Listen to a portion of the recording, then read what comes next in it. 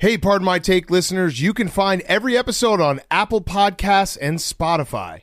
Prime members can listen ad-free on Amazon Music. On today's Pardon My Take, Week 13 of the NFL, we recap every single game. We do fastest 2 minutes. We'll talk a little college football because the playoff is set.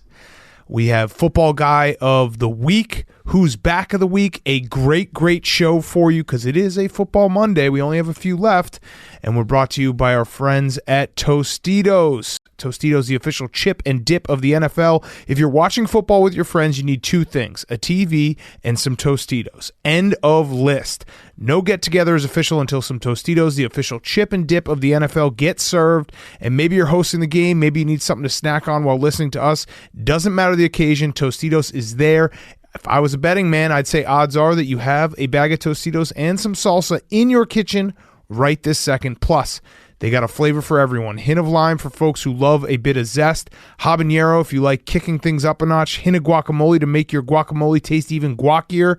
And fans can get in the game with a custom recipe for their favorite team at Tostitos.com/recipes. Tostitos, the official chip and dip of the NFL. Thank you so much to our friends at Tostitos. We love you, Tostitos, the official chip and dip of the NFL. Okay, let's go.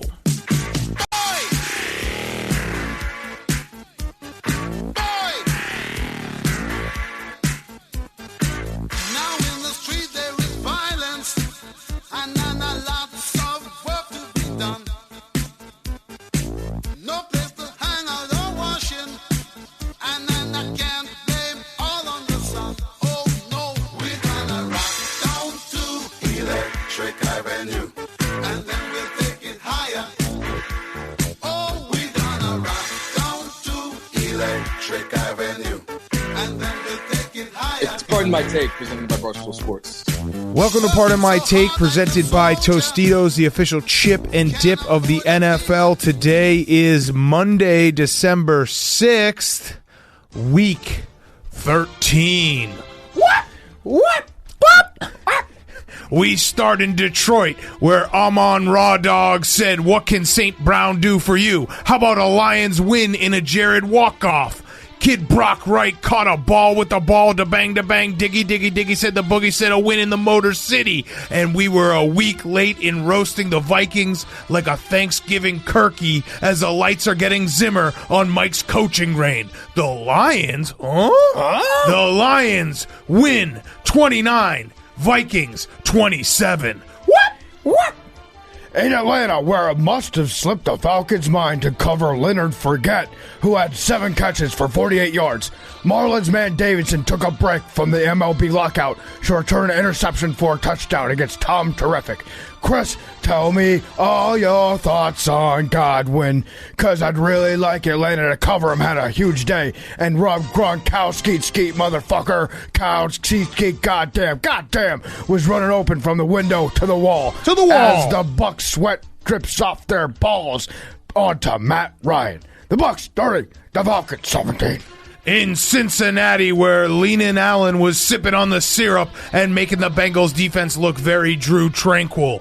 Austin let the band play Eckler added a touchdown against the Bayou Bengals. Speaking of the swamp, the Bengals defense looked like they were up to their neck in Larry Lake Ogunjubi. And Joe, your boat, Burrow, wasn't able to get them out of the deep end. The San Diego Superchargers 41, the Bengals 22. It's long season, Teej. In Houston, where Carson Mercedes-Wentz took his team out for a Sunday drive, trying to get the Colts out of their Garfunkel after a tough loss late week, as You Can Call Me Al, KD and Muhammad had 2 sacks, and Tex Rex Burkhead was getting wrapped up like a burrito. Mark Davis Mills looked pretty awkward in relief of Tyrod Taylor, whose brother Jonathan had 2 touchdowns in the rout. The Colts 31, the Texans nothing. Goose egg.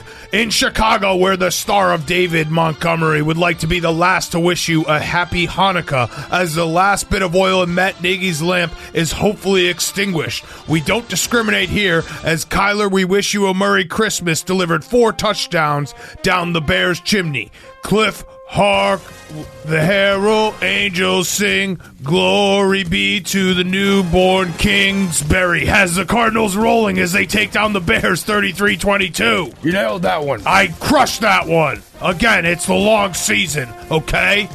And Get off my fucking ass! In Las Vegas, where Logan Roy Thomas got undercut by corporate raiders, Taylor Heineke, a.k.a. Brett Favre with a bigger dick, had a small wood of his own, talking about Wendell, and MILF Hunter Renfro went deep into the creases and put a dirty film out of Holcomb. The Washington football team is back in black with a kick from Brian Johnson to make them get back to 500. The Washington football team 17, the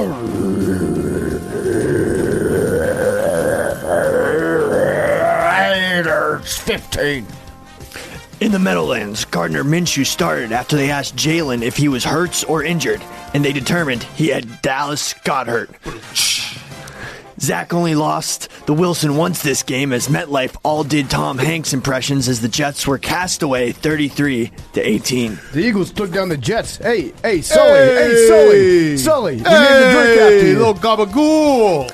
In the 305, the Tua haters once again had to bite their tongue of Iloas as the Dolphins quarterback threw for a pair of touchdowns to shut them up.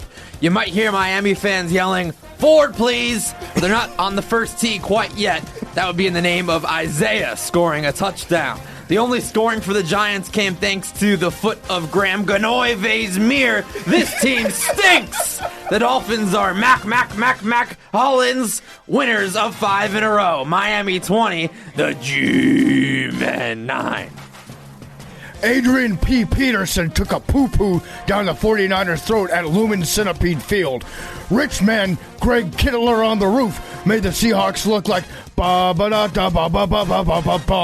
but the 49ers were singing a different tune. Travis Homer Simpson had the Niners saying "don't" as he had the best fake this season besides Antonio Brown. Seattle 30, the San Francisco 49ers 23. Boom, you got a good dope. Don't. we finish in Pittsburgh. We're in a private conversations that then became public via every reporter in the entire world. Big Ben is hanging up the walking boot at the end of the year. TJ, what you say? Sack Lamar Jackson 3.5 times, and Najee Simi, Najee Don't Harris help propel a dead Steelers offense. John Harbaugh, Baran needed Mark Andrews' other hand to complete the 2-point conversion and get the win. The Steelers are back in the race with a 2019 win. All right, week 13 brought to you by our friends at Black Rifle Coffee Company. They are a veteran-owned coffee company serving premium coffee to people who love coffee, who love America, and their CEO and founder, Evan Hafer, spent over 7 years on the ground overseas with U.S. Special Forces, and now he's making the best coffee in the world. Black Rifle Coffee is continually committed to supporting veterans. You got to go check it out right now because they have a buy a bag, give a bag initiative. They import high-quality coffee beans from all over the world and roast 5 days a week at their facility in Manchester, Tennessee, and Salt Lake City, Utah. The team at Black Rifle is continually researching and experimenting with new roasting method and coffee origins. You need coffee right now. It's Monday morning. You're listening to this. Black Rifle Coffee has some strong coffee, some delicious coffee. The best way to enjoy Black Rifle Coffee is by joining the Coffee Club. You pick your perfect roast, how much and when you want it delivered to your door, and they take care of the rest. It's free to sign up, and you get free shipping, discounts on partner brands, and early access to new products and club-exclusive products. So go to blackriflecoffee.com/take. Use code TAKE today and get the freshest coffee in America shipped to you. blackriflecoffee.com/take. Use code TAKE today and get the freshest coffee in America shipped to you. Okay, week 13. There is 9 minutes left in the fourth quarter of this Chiefs-Broncos games. We said it's probably time to throw in the towel. The Chiefs are officially back. Now the Chiefs are my Don't Look Now team. Oh, it's yeah. Switched over to the Chiefs, and it shows you how bad the Chiefs looked earlier this season, where they can actually become a don't look back. What did I say? What was the phrase that I said? Don't look now. Don't look now. Don't look back. Don't look an now. anger team. Don't look now. The Don't Look Now team could be the Chiefs because their defense is now awesome. They've just completely flipped a switch at the start of the season. I think I know what the answer is, by the way. I think that the Chiefs figured it out, not only like moving a couple of their defensive line guys around a little bit, and Sorensen obviously is playing really well, But also, I think on offense, they've learned that sometimes it's not great to just like go for the throat all the time and maybe let your defense rest by running the ball, by moving the clock, and not just going for a home run shot on every single down. Getting the easy shots. Yeah, their defense is starting to play very, very well. It also, this game proved to us, whenever you're watching the Chiefs play, announcers love to say, you can't beat the Chiefs with field goals. And that is true. You can't beat the Chiefs with field goals. But sometimes when your offense has a 20-play drive, which the Broncos did in that second quarter, and they get stopped on like the 5-yard line on a 4th and 2 play, that's very, very demoralizing. That's very, very demoralizing, and we've talked about it before with like Lane Kiffin. You don't beat the Chiefs with field goals, but sometimes you should kick a field goal because when you do a 20-play drive for 15 minutes and get nothing for it, that fucking sucks. You don't beat the Chiefs with field goals, but you can lose to the Chiefs by not getting first downs. And also just not scoring points because they also just didn't score any points. I mean, they could score here on some garbage time points, but they didn't score after that. And, the Chiefs... I mean, the Chiefs are like we talk. Who do we talk to about their defense? Oh, Mitchell Schwartz. Yeah, like they got healthy on the defensive line. They're starting to play some great defense. What we saw in September is not what we're seeing in December. The Chiefs are actually like one of those teams that, a Patriots-esque. Like they've gotten better as the season has gone along, and they're now playing some of their best football and complimentary football. And I still don't think like the offense is clicking all the way, which means that they're even scarier when you think about it. You know what I think the Chiefs are doing right now? They're playing sustainable football, Big Cat. Yeah. This type of football can be green played. Football. Yeah, it's green. It's renewable football. Mm-hmm. This shit can be carried throughout the playoffs when it gets cold outside. They don't have to score 45 points a game to win all the time. And the last thing I'll say about this game, they're showing John Elway right now on the TV. If you're a Broncos fan, it's just... like, you just don't have a quarterback. You haven't had a quarterback. You had Peyton Manning for a couple of years, which was very nice. You won a Super Bowl, even in the year that he wasn't, like, setting the world on fire. Because I think we confuse that sometimes with our memory. Like, old Peyton Manning, we forget, oh, yeah, he had that year where they lost the Super Bowl and they scored 1 billion points. But they're just still searching for a quarterback because their defense, like, came to play for the most part against the Chiefs offense. They have a nice running back in Javonte Williams. They have some nice weapons, and Teddy Bridgewater, nice guy, but they just don't have a quarterback. It's got to be so frustrating to just know that you have parts of your team that are really good, and you just can't figure out the quarterback position. Peyton Manning was the last quarterback to beat the Chiefs, too. Yeah. For the Broncos. That's tough. I think it's now 12 in a row that they've lost. It's one of those teams, and I'm sure you probably have a feeling like this towards like the Packers in the division, where you're like, that's the one team that we just can't beat. And yeah, Teddy not having a quarterback. Yeah, Teddy doesn't look great. No, he doesn't. And he's so easy to root for too because of the injury and all that stuff. And everywhere he goes, people seem to love him. But I think it's time for America to have an open and honest dialogue about Teddy Bridgewater. I don't think that John Elway is going to stick with Teddy going. He's not the guy. He's not. He's really nice to have on your team. He's a guy. He's really nice to have on your team, but you probably need someone else. Yep. He's a great backup and has had a nice career in the NFL, but that's about it. So unless an incredible miracle happens, that is that game. Oh, also huge news tonight. The Chiefs snapped one of the most storied streaks in sports. Which was? They got a win with Jackson Mahomes in attendance. So many people, I was about to say we were doing it. We definitely weren't doing it. A lot of people were saying that's the reason why the Chiefs have gotten good because Jackson Mahomes stopped going to games. Turns out that's not the entire reason why they got good. Correct. That's part of it. But now with this new sustainable, renewable Kansas City Chiefs complementary football, I think that it's safe to now reintroduce Jackson Mahomes to these native environments. Yes. Okay, let's get to the rest of Week 13. The biggest game in Week 13, the game with the most playoff implications, not actually, but the most important game, the Detroit Lions have won a football game. Round of applause Let's go, Dan for the Campbell. city of Detroit.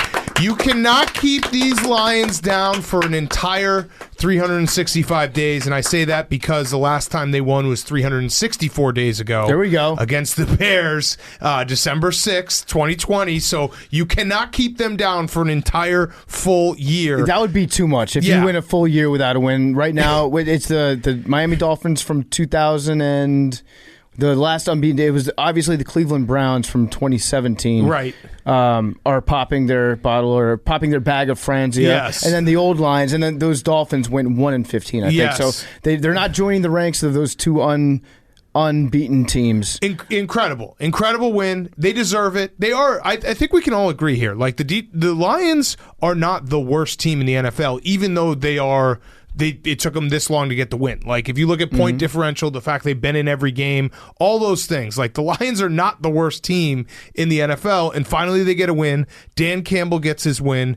Jared Goff gets his win. 75 yards touchdown drive to end the game with 1:50 left. No timeouts. Incredible. I do not understand for the life of me what the Minnesota Vikings were doing on defense on that last play after a timeout, by the way, which they collected themselves.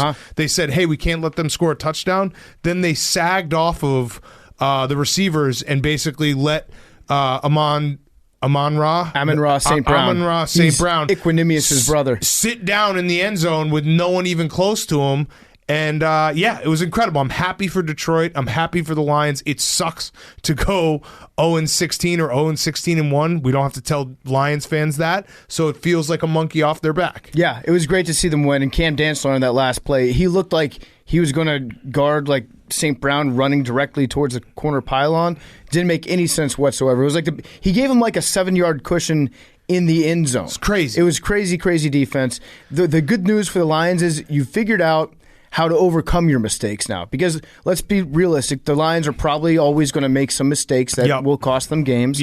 But if you're good enough to overcome the boneheaded mistakes that you make towards the end of games, then maybe you might be able to squeeze out one or two here or there. And I'll say something nice about Kirk Cousins, because this loss was not on Kirk Cousins. No, Kirk Cousins played as well as you can possibly play and still lose to the Lions. Yes, he did. And he, obviously, Adam Thielen got hurt. That doesn't really matter. The Vikings play down to their competition. They've done it all year. They sleptwalked the first half. They came roaring back. The Lions did everything they could try to do to lion it away, and you left too much time, and this is what happens. Jared Goff happens. Jared Goff just happened in your fucking face, Minnesota. I think it doesn't. Obviously, the Vikings, and we've talked about it ad nauseum, but 7 playoff seeds, everyone's still alive forever. And the Vikings are still alive, but it feels like they're dead because it feels like a double loss. You can't be the team to let the Lions win their first game, especially when everyone's talking about how, the Vikings are actually not that bad. They're in every game. They have a 7-point lead in every game. They've won some big games. They beat the Packers. No, it's over probably for the Mike Zimmer era in Minnesota. It's probably, I don't know what they can do with Kirk Cousins, but this did feel like the loss that, the point of no return in terms of losses for the Vikings. It's tough for Mike Zimmer that your team had the exact same balance on offense as the Lions did. They had the exact same number of passes, the exact same number of rushing attempts as the Lions did. Anytime you can be compared as equal to anything happening in terms of football strategy with the Detroit Lions, it's probably the death knell for your career. Yes. At that point. And the crazy thing is, I think the Vikings are still a pretty good football team. Even though they lost to the Lions. The Lions gave them their best shot today. Credit to Detroit for playing to the top of what they can do. But I still don't think the Vikings are that bad because they beat the Lions at the peak of their power, or they lost the Lions who were at the peak of their powers and wearing the color rush uniforms, the all grays. And if I'm Detroit, I bring those bad boys out next week. Absolutely. Those are going to be our uniforms for the rest of the year because we won a game in them. Have to. Yeah, no, you're right. The Vikings, I still don't think they're that bad, and it's a combo of they play in thrilling games. A lot of guys on the team. Justin Jefferson he's a top 3 receiver in the NFL. Adam Thielen gets hurt, and Justin Jefferson is you'd think the Lions would be all right, we're going to just take him away. You can't take him away. He ended up with 182 yards on 11 catches. He's incredible. He had the touchdown that should have been the game-winning touchdown for the Vikings. And I agree with you. They're not a bad team, but they lose games that they should win. And they you are what you are. It's enough to be the Vikings. You could play the schedule game with the Vikings, where you could be they're a couple plays away from being a really, really good team. Well, really, really good teams make the couple plays and they win the games. Like, that's the difference. They make a play at the goal line and don't let the Lions get their first win of the season. So, no, they're not a really good team, and you can't be like, oh, they're a few plays away, because that's what the good teams do. You know what it is about the Vikings, why we do know a lot of players on the team, we still think that they're very good, is because anytime you have a playoff win, I'm going to remember that you get like Correct. a 3-year buffer after that. If you keep like the nucleus, or you just basically have the same quarterback, coach, and a couple guys on defense that I remember, I'll be like, yeah, that Vikings team, they're still really good. Yes. They can make some noise in the playoffs. But yeah, I mean, obviously, this is a bad loss for them. It's terrible. Double loss is probably an understatement. I would say this might be like a season-ending loss for the Vikings. Now, are the Lions still in the hunt? Because going into today, I saw that they were in the hunt. Yeah, I saw that entire. I don't think they're mathematically eliminated yet. Can we do at least the clock of parity, where we have every team beating connected to another team now? Yes, now you officially can't wait to see that. But yeah, the Lions, I don't think they have been officially eliminated. Still alive. They're still alive because San Francisco lost. Their record is so awesome. 1-10-1 is such an awesome record. I was laughing. Palindrome. It's a palindrome. 1-10-1. Even when they were it's not. Yeah, 1-10-1 both ways. Well, the No, 10. No, that's not. That's Jake, not a palindrome, Jake. The Jake, numbers, take a lap. Jake, take a lap. 1-10-1. Jake. Take a lap, Jake. By the digits, they're not. 1101 is Right. not a palindrome. But the numbers, 1-10-1. I know what you're saying. Again, that's not a Okay, palindrome. I'm though. wrong, but Yep. you see Yeah. what I'm There saying? you go, there it I is. admit it. All right. I admit it. I'm wrong. And the biggest story coming out of this game is Jake is wrong. All right. But So, 1-10-1. Yeah, 1-10-1. It does I'm sound happy, cool. though. I think that's what Jake was trying to say. 1-10-1 looks and sounds very cool. It is. Actually, look at this. That also might be a scoregami for a record. Has any team ever had a 1-10-1 record before? Probably not. Probably not. I wanted to just quickly just give a shout out, because I reached out for comment from a very famous person to see how they felt about it. And they said, it was in our end zone, felt a lot different since you were sitting next to us. Got that monkey off our back. I sat through one winless season. I could not do another. I guess to answer your question, relief. And he spelled it RELEIF. So whatever, that's fine. Detroit Don has weighed in. I'm happy for him. I'm happy for Superfan. I'm happy for the fans, like Lions fans, because they suck. And we know they suck, and everyone knows they suck. But there's just a difference between, and I don't have to tell Lions fans this, going winless and sucking. Like, they are not the worst team in the NFL. When my power rankings come out, they will not be the worst team in the NFL. I was looking at the point differential. I think there's 4 teams that are actually worse than them differential. Yeah, because they keep figuring out weird ways to lose games, like the more heartbreaking ways to lose. This would have been a new one, by the way, really if they had lost this. I'm frankly amazed at the creativity that the Detroit Lions as a franchise possess. Keep you on your toes. In terms of figuring out ways that have never been done before to lose games. Yes. It's truly incredible. But you were able to overcome your own heartbreaking experience today. Don't go into work today. If you live in Detroit, you don't have to go into work. And you're probably a Michigan football fan, so things are looking real up for you. Real good. Michigan wins, goes to the college football playoff. Detroit Lions win, get their first win of the season. Baseball's on strike, so you don't have to worry about the Tigers sucking. Well, you have Javi Baez now. Oh, so there you go. You aren't going to. So you're going to at least be fun if you suck. Yep. So, yeah, Detroit is on the up and up. Congrats. That's an awesome win. That's an awesome weekend, an awesome Sunday. Feels good. Watch SportsCenter. Enjoy it. It is the biggest story coming out of this weekend. All right, next game. Chargers-Bengals. God damn it, can I not figure out these two teams? So, and even inside of the game, it was like the most Chargers-Bengals game, because it went Chargers going up 24-0 with the Bengals having a couple like terrible gaffes, including Jamar Chase tipping a ball into an interception, right, which would have been like a huge play. Then the Bengals roaring back to make it 24-22. Then the Chargers getting a scoop and score to make it I think it was 31-22, and then next thing you know, you blinked and they were up by like 2 touchdowns and the game was over. Well, also when they got that scoop and score, Brandon Staley was going to go for 2. Yes. Instead of kicking an extra point. That was the most Brandon Staley move ever, to the point where he was being so aggressive that it made zero sense mathematically what he was doing. He just stays aggressive. Usually people, I think that's his thing. I think he's just an aggressive person, and for the most part, his aggression happens to overlap, if you're doing a Venn diagram, of like killers and then nerds, because the nerds see like how aggressive he's being, but it always fits into the situations where the nerds would also be aggressive. Right. But they don't know that he doesn't have a restrictor plate on his aggression. Yes. He can be so aggressive. He can be aggressively stupid at times. He went for 4th and 4 to start the game to score a touchdown. Like he was like, fuck it, I'm scoring a touchdown. Here's what I'll say is like Brandon Staley, he seems reckless at times,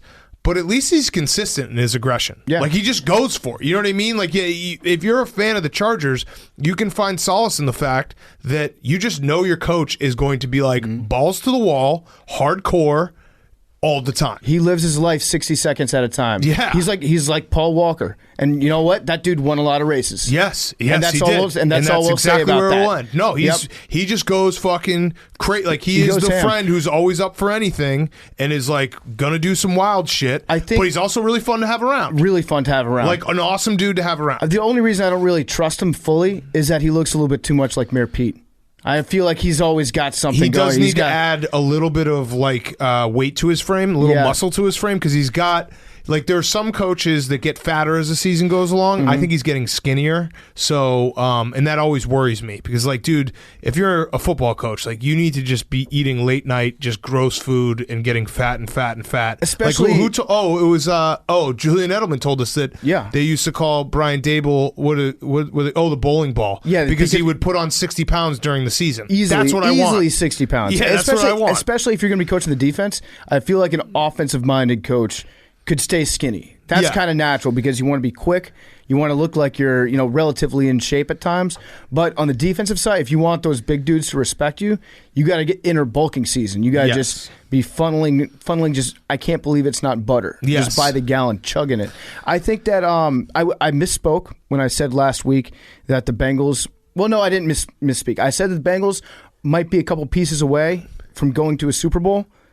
I think the pieces that I was referring to were actually like a pair of hands. Yes. Because when it comes to turning the ball over, they're not good enough yet to overcome any severe mistakes that they made. And they made a couple bad ones. And speaking of hands, I mean, Joe Burrow's pinky was fucking huge by the end of the game. Did you ever used to play Bloody Knuckles in high school? Oh, yeah. That's what it looked like. Yeah. Coming back from like the cafeteria. It was and bad. your teacher's like, what just happened? It looked like you just punched a cheese grater. Yeah, this game, though, these are the two most erratic. I actually saw the stat. They're the most volatile teams in terms of performance, which it makes sense that you see a game that, like, the swings were insane. And the Chargers I can't figure them out. I won't try to figure them out. I still think they're good. I don't think they're good. I think they're building something good, but like right now.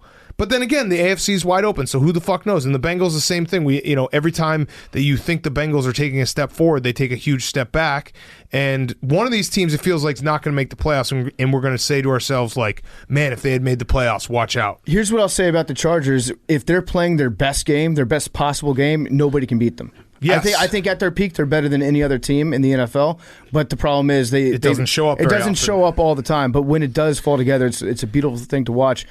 Justin Herbert had maybe the best tackle of the year. Yeah, he did. On that, was it an interception? Justin Herbert also throws the ball so fucking hard all the time. Like, he actually is trying to kill someone on some of these passes where it's like that 4th and 4 that they went for like 4 minutes into the game. He just rifles it in there. Yeah, if you want to play receiver for the Chargers, you definitely have to wear 2 pairs of gloves. Yes. He's going to knock you out with it. I'm looking right now. Chargers have the Giants next, which you would assume they're going to win because now not only is Daniel Jones' neck hurt, but Mike Glennon has a concussion. So Jake Fromm is potentially going to play in an NFL game. Holy shit. I'd assume that Daniel Jones will be ready to go, but Jake Fromm has been signed by the Giants, and he could be the guy playing against the Chargers next. And they play the Chiefs, Texans, which should be a win, and Broncos and Raiders. So, yeah, I mean, the Chargers will make the playoffs. The Chargers will make the playoffs. All right, next up. And the Bengals, I feel like they'll be the odd man out, especially, I think this season's already a win for the Bengals. Yeah, it is. I think it's definitely surpassed expectation. I think their win total in Vegas was 5.5 going into this year. So good job, Bengals. If the season ended today, you'd be very happy. A Bengals team being 2 games above 500, that's pretty good. They have a tough remaining schedule, and I feel like who knows what the ending will be. The Broncos now are going for a drive to cover a spread, which is going to end in a Teddy Bridgewater tackle short of the first down line. Okay. You know what? The green zone, though, at Arrowhead looks way better. It's like a nicer shade of green than it does any other stadium. Very, very green. All right, next up, Eagles-Jets. So, Gardner Minshew is officially back. Very happy for him. You saw the video afterwards. I'm just looking right now. They both might make the playoffs, by the way. Because right now, if the playoffs started, the Chargers and the Bengals would both be in. 6 and 7, which actually makes perfect sense. All right, so Eagles-Jets. Gardner Minshew's back. Very happy for him. That post-game with his dad, that video, you can just see the guy loves football. It's great that he got another shot. He made a lot with it because he tore up the Jets. You had Robert Saleh like losing his mind on the sidelines. He's showing that I'm just frustrated to be coaching this team part of the season for him. Also, the most remarkable point of the game was we didn't have the Jets and the Eagles on TV because we had the red zone on, so they didn't make the cut of the other 5 TVs. So we asked Billy what's going on in the game, and he was like, the Jets are winning. And then he came back like 30 seconds later. He's like, actually, the Jets are losing 27-18. Yeah. Like, well, that's a major difference. Well, I understand it because if you just happened to walk by a TV when this game was on and you only had 2 seconds to figure out who was the Jets and who was the Eagles, you would have gotten it wrong. Yes. Because the Jets the Jets were wearing black jerseys, right, and green helmets. Yeah, it's the Green Bowl. It was very tough to figure out, and I love watching Gardner Minshew. He's the easiest quarterback to root for if you don't have a dog in any fight. Like when he pops up just a couple weekends each season, you want to root for the guy. Absolutely. He absolutely loves football. He's a great guy to root for. And it's nice. He's a perfect quarterback to have pop up as like a nice little mid-season distraction, just like a flare-up. He's like when South Park has a Randy Marsh episode where it does just a Randy storyline for 1 week, doesn't have anything to do with the rest of the season, but you get to watch Randy like hop around on his giant nuts. That's what it's like watching Gardner Minshew play. Yeah, it's nice to see him out there. He had a really good game, and he threw the ball well. Billy, what do you think about the Jets? Zach Wilson actually wasn't terrible. He had one pick that was kind of bad, but he threw. Oh, that's Mr. INT. Yeah, but it was actually one of his best showings. Okay, best starts of his career, without the pick. But minus the pick. This game also had with the pick 6. Even with the pick, the first 6 drives resulted in a touchdown, which is very fun. Wait, was his pick on third down? No. Okay, so not a punt. Well, it's still kind of a punt. Close to a punt. It was like a 20-yard pick. It could have been like. Was it second down at least? I think so. Okay, I mean, so pretty much a punt. The Jets season is in full on, just hope that Zach Wilson shows progress mode. Yeah. Which is not a terrible place to be because you just drafted him and you hope he shows progress. Like, I don't know. Yeah. It's if you're a terrible team, and this is speaking from my team is terrible right now, you hope either your guy is showing progress or you're about to draft someone who's going to be really, really good. Those are the 2 remedies. Otherwise, you're just stuck in the mid zone where you're like, this kind of sucks. All you want right now is to go into this next draft and not have to even think about using one of your 2 first-round picks on a quarterback. Right. If you're like, I think we have our guy that we can build around. That's a good place to be. They can't. They won't. They won't. No, they won't. Well, silver lining is at least in this draft, there probably won't be any quarterbacks that will be taken in the first 5 picks. You know what they'll do? This feels like the Jets like drafting 2 offensive linemen in the first 10 picks to be like, now we've got it all figured out, and they both suck. No, Gettleman's going to trade and then take those 2 linemen that the Jets were going to take. Yes. And the Jets will be pissed off and not be able to get their pick in time. Or they'll take a safety, yeah. And they'll just be like, well. A blitzing safety. Yeah, we need to fill the shoes of Jamal. They're going to take the pick that they got for Jamal Adams and draft Jamal Adams' replacement. Yeah, maybe a tight end. Just those last pieces. But yeah, the Eagles are back in it. Big win for them. Big win, especially with Jalen Hurts getting hurt. And I think, I don't know, let's let Gardner Minshew just roll with it for a minute. You don't want to face him next week. I don't think that you can take Gardner Minshew out right now. You don't want to face him next week. You're facing him next week. No, we got the Cowboys next week. The Eagles have a bye. Wow. Yeah. These buys are way too late. So this probably is Gardner Minshew's last start. They're probably going to put Hurts back in. And I think Hurts is playing really well. They figure out how to use him. The offense does look different with Gardner in it, though. Yeah. Yeah, I mean, because you can throw the ball. Yeah. He was 20 for 25. Mike Leach told us you can't teach accuracy. Mm-hmm. Gardner Minshew is an accurate quarterback. All right, next up, Dolphins-Giants. The Jake Marsh prediction of the Dolphins getting very hot and getting back in the race is now almost fully complete. Bye, then one more. Home against the Jets. Jets, yes. So I would say this bye is coming at a bad time for the Dolphins. Yeah, they're hot. You don't want this. You're going to cool off this week. Yeah, we got the Jets. I have a couple stats I want to throw out there. So the Dolphins defense is playing incredible. The last 5 games, they've given up 55 points total. So 11 points a game. Incredible. Tua has been awesome. And someone in passing, I can't remember who said it while we were watching the games, that Tua, it basically as soon as Deshaun Watson, like the trade deadline passed and he didn't have to like look over his shoulder, he's been great. So I had Ebo go look it up. Before the trade deadline, Tua this year was 1-3, 66% passing, 7 touchdowns, 5 interceptions. After the trade deadline, he's been 4-0, 5 touchdowns, 1 interception, 78% completion percentage. So, yeah, maybe like not having to answer questions every week of whether or not you're going to get traded or not be the quarterback of this team, maybe that helps take a weight off your shoulder, and he's playing a lot better. And that fake he did was fucking awesome. Mm-hmm. That for the people who are not part of the Tuanon, which I now proudly consider myself a part of the Tuanon, go watch that fake. He faked everyone out. He sold it so well. I like Tua. Mm-hmm. Where we go one, we go all.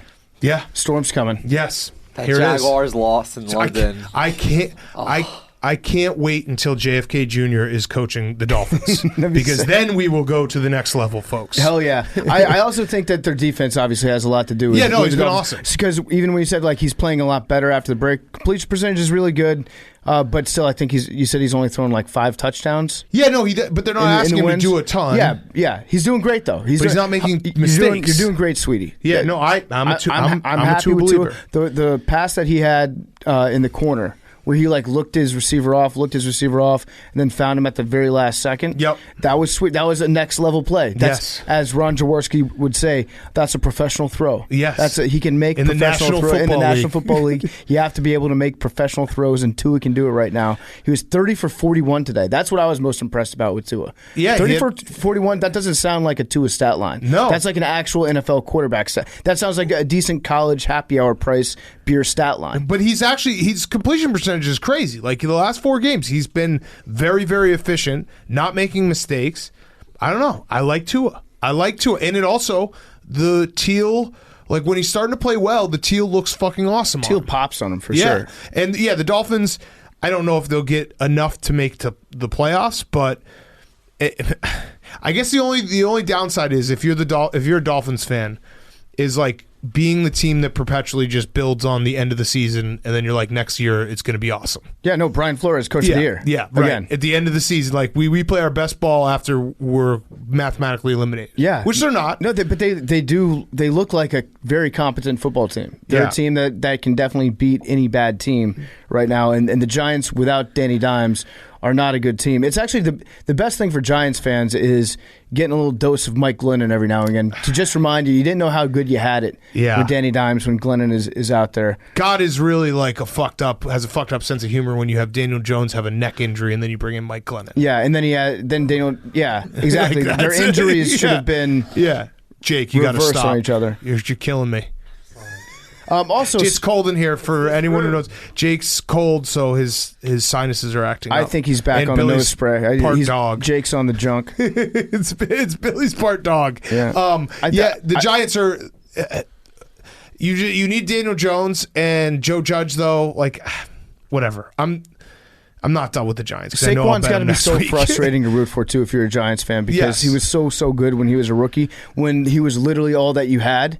And now he just gets the ball, and I don't know if he forgot how to play running back, but he always pulls out these jukes that it makes it look like he's got an invisible basketball that he's dribbling around. Yes. He does like these weird spin moves.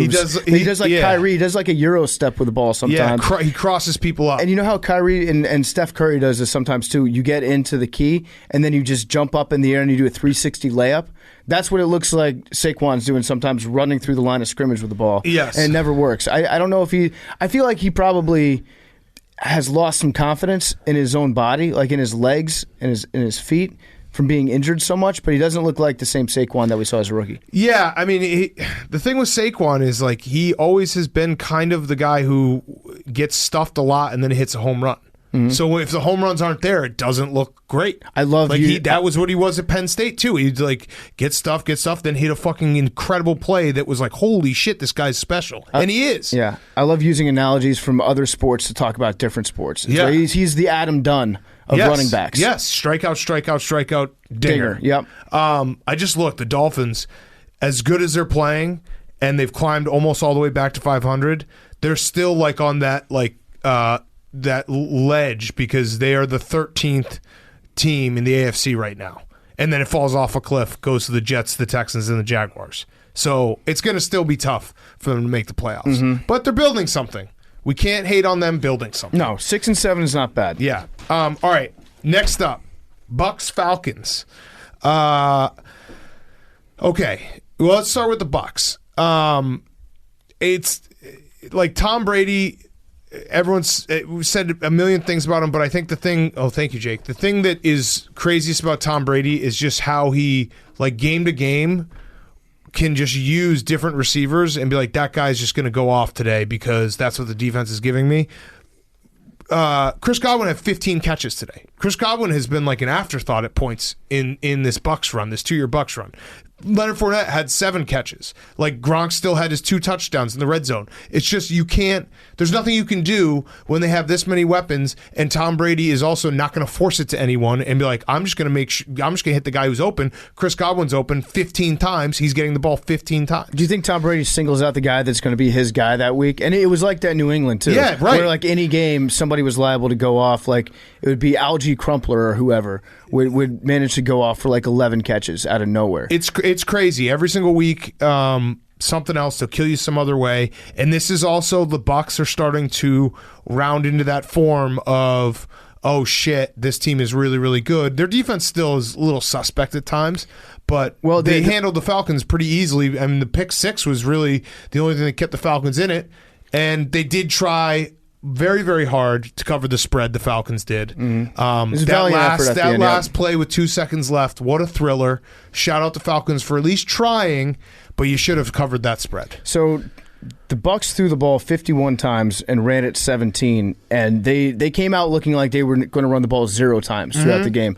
The Bucs are good enough on offense where they can do that. They can do anything. Like if you have Tom Brady as your quarterback, you can basically treat his arm like it's another running back. Yeah. Because he's not going to miss on the short throws, and he's going to be super accurate, and you're going to be able to control the clock that way.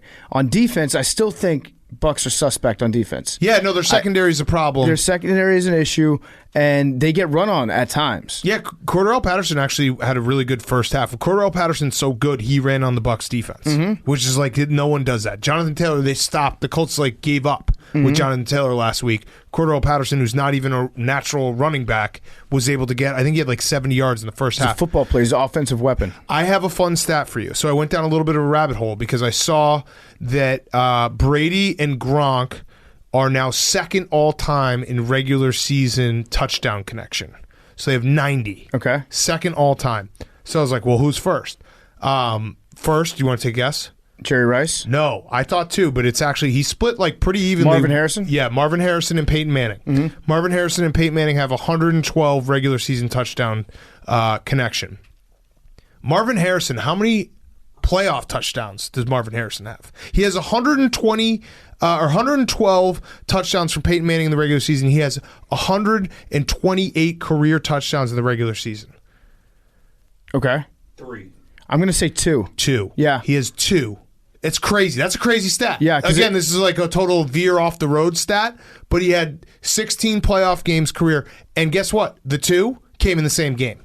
So he had 15 career playoff games where he didn't score a touchdown. A guy who had 128 career regular season touchdowns. That's wild. I'll just speak up for Hank on this one. It's because the Colts would always choke in the playoffs. He didn't play in that many postseason games. He played 16. Yeah. That's a full season. Yeah. Isn't that crazy? That because like that's 112 regular season touchdown connection with Peyton Manning and then having 2 in the playoffs. That's nuts. It is nuts. And Gronk was saying, did you see his press conference after the game? No. He was talking about like how things have changed for him as he's gotten adjusted to playing in Tampa Bay in that system. He was like, in our first training camp, I was like counting the number of receptions I was getting and the number of touchdowns I was getting. In preseason, I was counting like how many catches I would have per game, how many targets. And then Byron Leftwich told me like, hey Gronk, you shouldn't worry worry about counting. You're not good at counting. You should worry about playing football." And Gronk was like, "That's a good idea. I'm going to stop counting and I'm going to start playing football." That's a fair division of labor, as Mike Tomlin would say. Yes. To have Gronk not worrying about math. Yes, absolutely. Let's not Rob's sweat the hard job. stuff No. here. Yeah. All right. So the Falcons, they are what they are. They're like good enough to beat the bad teams and bad enough to get smoked by the good teams. They're a self-hating bad team. Yes. They will beat other bad teams that are other teams that play against non-Falcons teams in the same manner that the Falcons would play against non-Falcons teams. The Falcons smoke those teams. Does that make sense? Yeah, no, they beat teams that are constructed in similar fashions to the Falcons, but they can't beat anybody better than the Falcons. They're like the alpha at like a small liberal arts college. Yes. And then they go to the big state school and it's like, you're not that cool. Yeah, no one likes you here. Right. That wasn't directed No, it was at like anyone. It was like, dude, don't play your guitar on the quad here. That wasn't directed at anyone, but that is how it is. It's like big fish, small pond. And Matt then they go in Ryan's- the ocean and they get swallowed up by everyone else. Then they go home and then they're like, "Man, nobody likes me at school." Yeah. And then they just start working for their dad. Yes. Yes. Yeah, See, again, that's not you. I'm not That's talking not about you. you. I'm That not is talking literally about not you, you Billy. anymore. He just veered off. So I was thinking about Matt Ryan. I don't think he's done because he's actually played pretty well this year, especially considering the fact Calvin Ridley is taking a leave of absence. Julio Jones obviously goes to Tennessee. He doesn't have anyone. They don't have a running game. I'm going to float this out there. What about, because Matt Ryan, let's be honest, like he's still okay, but he needs a really good offensive line because he gets sacked and he doesn't have any mobility. Matt Ryan next year going home to Philadelphia, kind of perfect. I don't know about that. I don't think that the Eagles would go for Matt Ryan. Yeah. I don't think that. You just like it because you love a homecoming story, as we all do. Coming home, yeah. No, Hollywood would slit your throat if you suggested that to them. They have a good offensive line. They have some weapons. I don't know what they're going to do with Jalen Hurts. I don't know what they're going to do with Jalen Hurts. I think that the Eagles... I'm just floating it out there. The Eagles' offensive plans at the quarterback position do not rely on getting like a 37-year-old quarterback in there. They've got two guys right now on the roster that I could see them taking into next year, and then they're going to have it was just one game from Gardner Minshew against the Jets. I'm saying he'd be a great backup. No, he's a backup, but I'm saying like, okay, you're not going to draft someone, probably. Why not? They might. They have enough picks. They have enough picks. I don't think that they're going to try to like build something around Matt Ryan. Throw it's not build something around him. It's like a Phil Rivers year where it's like, hey, let's see what happens this year. We have enough still left in this offense because their offensive line is very, very good. But there's pieces of it are getting old, so it's like let's fucking throw it all in for one last run here with a quarterback who's done big things before. I'll buy it if you can show me one small connection to Nick Sirianni. I don't care how tenuous the connection is. Maybe their uncles grew up and played on the same high school football team together. If there's a connection there in Philadelphia, then I'll buy it. Then I'm actually all in on it because it seems like that's how things get done in Philadelphia. Okay, you're right. I'm going to try to find one. Someone find us a connection between Nick Sirianni and Matt Ryan because I'll get behind it 100% if that's there. Nick Sirianni was the quarterback coach for Phil Rivers.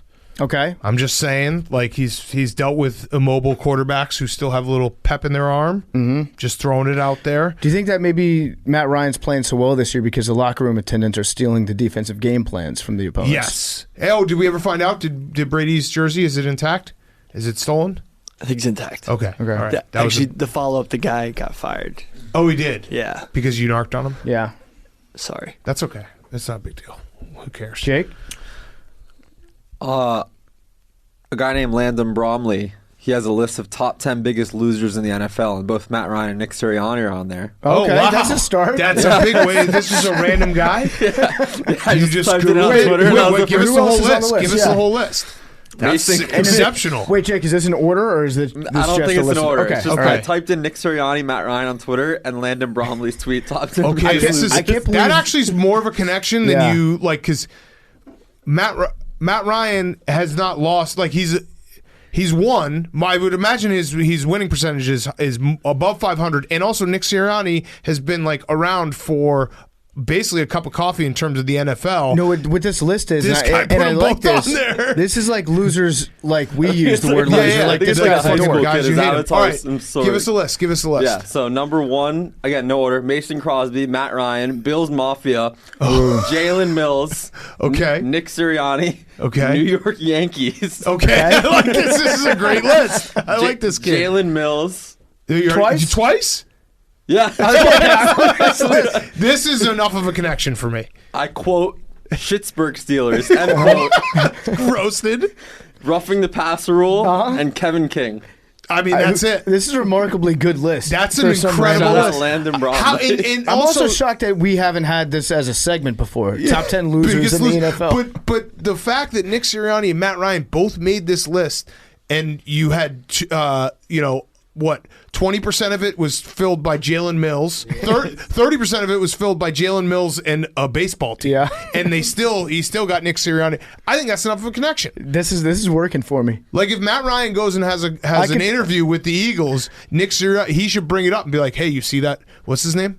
Landon Bromley. Do you see Landon Bromley? Yeah. Landon Bromley's list." And he's like, "Yeah, I did. We're two of the biggest losers in the NFL. We're Bromley survivors. The two of us. That's a bond that's forged in fire. And The I do Pittsburgh think Steelers, that's I think fucking that good. Matt Ryan would look definitely at home in an Eagles uniform. And that Kelly Just saying, Green. I'm just throwing it out. It's just fun to think about these things. I'm just saying, like, he's clearly not dead.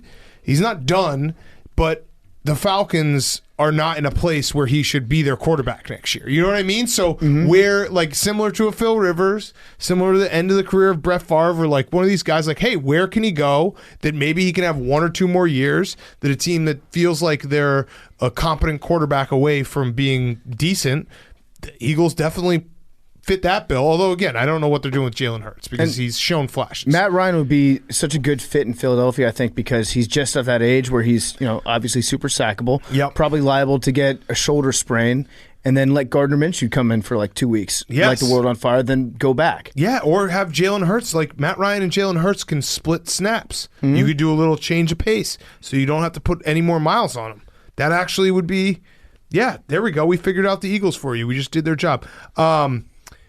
Shout out Eagles fans. Got a lot of Eagles fans tweeting me last week because we mentioned that Jalen Reagor was drafted the pick before Justin Jefferson. Just so you know, it's not all that bad. Justin Jefferson, what do you have today? 198 yards? Something like that, yeah. He had 100. But he also lost to the Lions. Oh, no, though. 182 yards. Okay. So, Jalen Reagor, what? He had 175 yards less? That's not that bad. That's not too bad. Well, Yeah, he had one catch for 7 yards. you won. Yeah. You beat the Jets. You didn't lose to the Lions. And also, that's pretty good. He had one target, one catch. So that's 100%. 100% catch rate. 100%. Is Randy Moss taking his calls? I don't know. I do feel bad. Eagles. I got a lot of Eagles fans hitting me up. They're like, "Yeah, that's the first thing I think about every single morning." All right. Before we get to the next one, PFT, you got a quick word from our sponsor. Yes, our great sponsor, our good friends actually over at DatChat. We love DatChat. I use DatChat. Got it on my phone right now. You can download DatChat for iPhone and Android in the app stores, or you can go to datchat.com/barstool, get more info, and download it right now. What is DatChat? Well, DatChat is an awesome new social networking and messaging app that a bunch of us here at Barstool are now using. It's a great place for us to interact with our fans, comment, like messages, and chat with Barstool Sports talent. You can talk about the biggest sports games on TV. You can talk about Bachelor with Cutting Stems. You can talk about pop culture with Chicks in the Office. You can talk about conspiracy theories with Macrodosing. I know Billy's on DatChat a lot. I think Billy said last week, he's on it literally right now. Billy last week said, I low-key love DatChat. Love it. That's straight. That's a direct quote from Billy Football. We love using DatChat. You can check it out right now by downloading it for iPhone or Android in the app stores right now, or you can go to datchat.com/barstool to get more info and download DatChat. Okay, next up, Cardinals Bears. I really don't even want to talk about this game. I have a few quick notes, and then you can just add whatever. But the Bears suck. The Cardinals are good. Andy Dalton's still a nice guy, even though his receivers didn't help him, but he also sucks. And I want to kill myself every single time Matt Nagy does a post-game press conference saying we got to find the whys. Also, the highlight of this game was that fan in the 400 level who was in just an all-time fight with his poncho and couldn't find the hole, which, if that's ever happened to you, it feels like you're dying and you can't get out. So I think he's okay, but also if he's not, At least he doesn't have to watch the Bears for the rest of the season. Getting lost in your shirt is something that I could actually see Matt Nagy doing. Yeah, oh yeah. I could see Matt Nagy actually suffocating trying to put on a sweater. I'm just this. It's whatever. Next week, for anyone who wants me to be truly sad, next week I think we're going to try to get our shit together and we're going to tape the show while we watch Bears Packers. So you'll get instant reaction of just that's a war crime from the NFL on all of Chicago. It really is. It is a war crime. They didn't flex that out. It's not a war crime on Chicago. It's a war crime on the entire country. Yeah. For having to watch the Bears in prime time. No, I think the NFL knows exactly what they're doing because they're like, okay, well, it could be a competitive game. That would be cool for ratings. And if it's not, the Bears and Fire Nagy will be trending for 4 hours, and everyone will be talking about us on Twitter. Aaron Rodgers is going to do some new mean thing to you. And you're going to hear it live on this show. You know what? Aaron Rodgers is probably going to have something written on his undershirt. You know how football players do that sometimes when they score a touchdown? You mean football? And they lift it up? Yeah. No, and I've seen it a few times. He's going to have, like, fuck Big Cat written on his stomach. And he's going to lift his shirt up, and it's going to be an all-time... It's a war crime. The schedules are committing war crime. The schedules are committing war crimes. It's like a 1% chance that Aaron Rodgers actually has a direct message to you written on his body. Like, he's probably going to have a cartoon of him butt-fucking you. He's going to have a tattoo. And his belly button's going to be your butthole. And it's going to be Aaron Rodgers just having his way with you. The Bears That's suck. what I'm hoping for. The Bears suck. Just for the podcast. Listen, the Bears are not worth time talking about because Matt Nagy told you everything he needs to tell everyone with his chicken shit football at the end of the half. The Bears were running the ball well today. 4 yards a carry. David Montgomery's awesome. And they did the old 50-yard line, try to get him offside, get a penalty, and then punt. Mm-hmm. You fucking loser. I love you guys that. are losers. Matt Nagy, you're a fucking loser. When the most aggressive play call that you have during a game is a fake snap to try to draw another team offside. They do it all the time. They're it's just so funny. chicken And shit. Matt Nagy was so wet today. He was the wettest coach. He's overtaken Mike Vrabel as being the most depressed, wet coach in the NFL. Did you see him? Yeah. That's really hard to do, to become the wettest coach when you don't have any hair. Yeah. He had a hat on. He had his little hat on. He was just a glossy little soggy boy. Here, I'll say something nice about Matt Nagy. Here we go. He actually looks like he's wearing the losses because he looks very bad, and it's like gotten worse and worse. So I appreciate that. I appreciate that he is owning part of the blame. And you know what?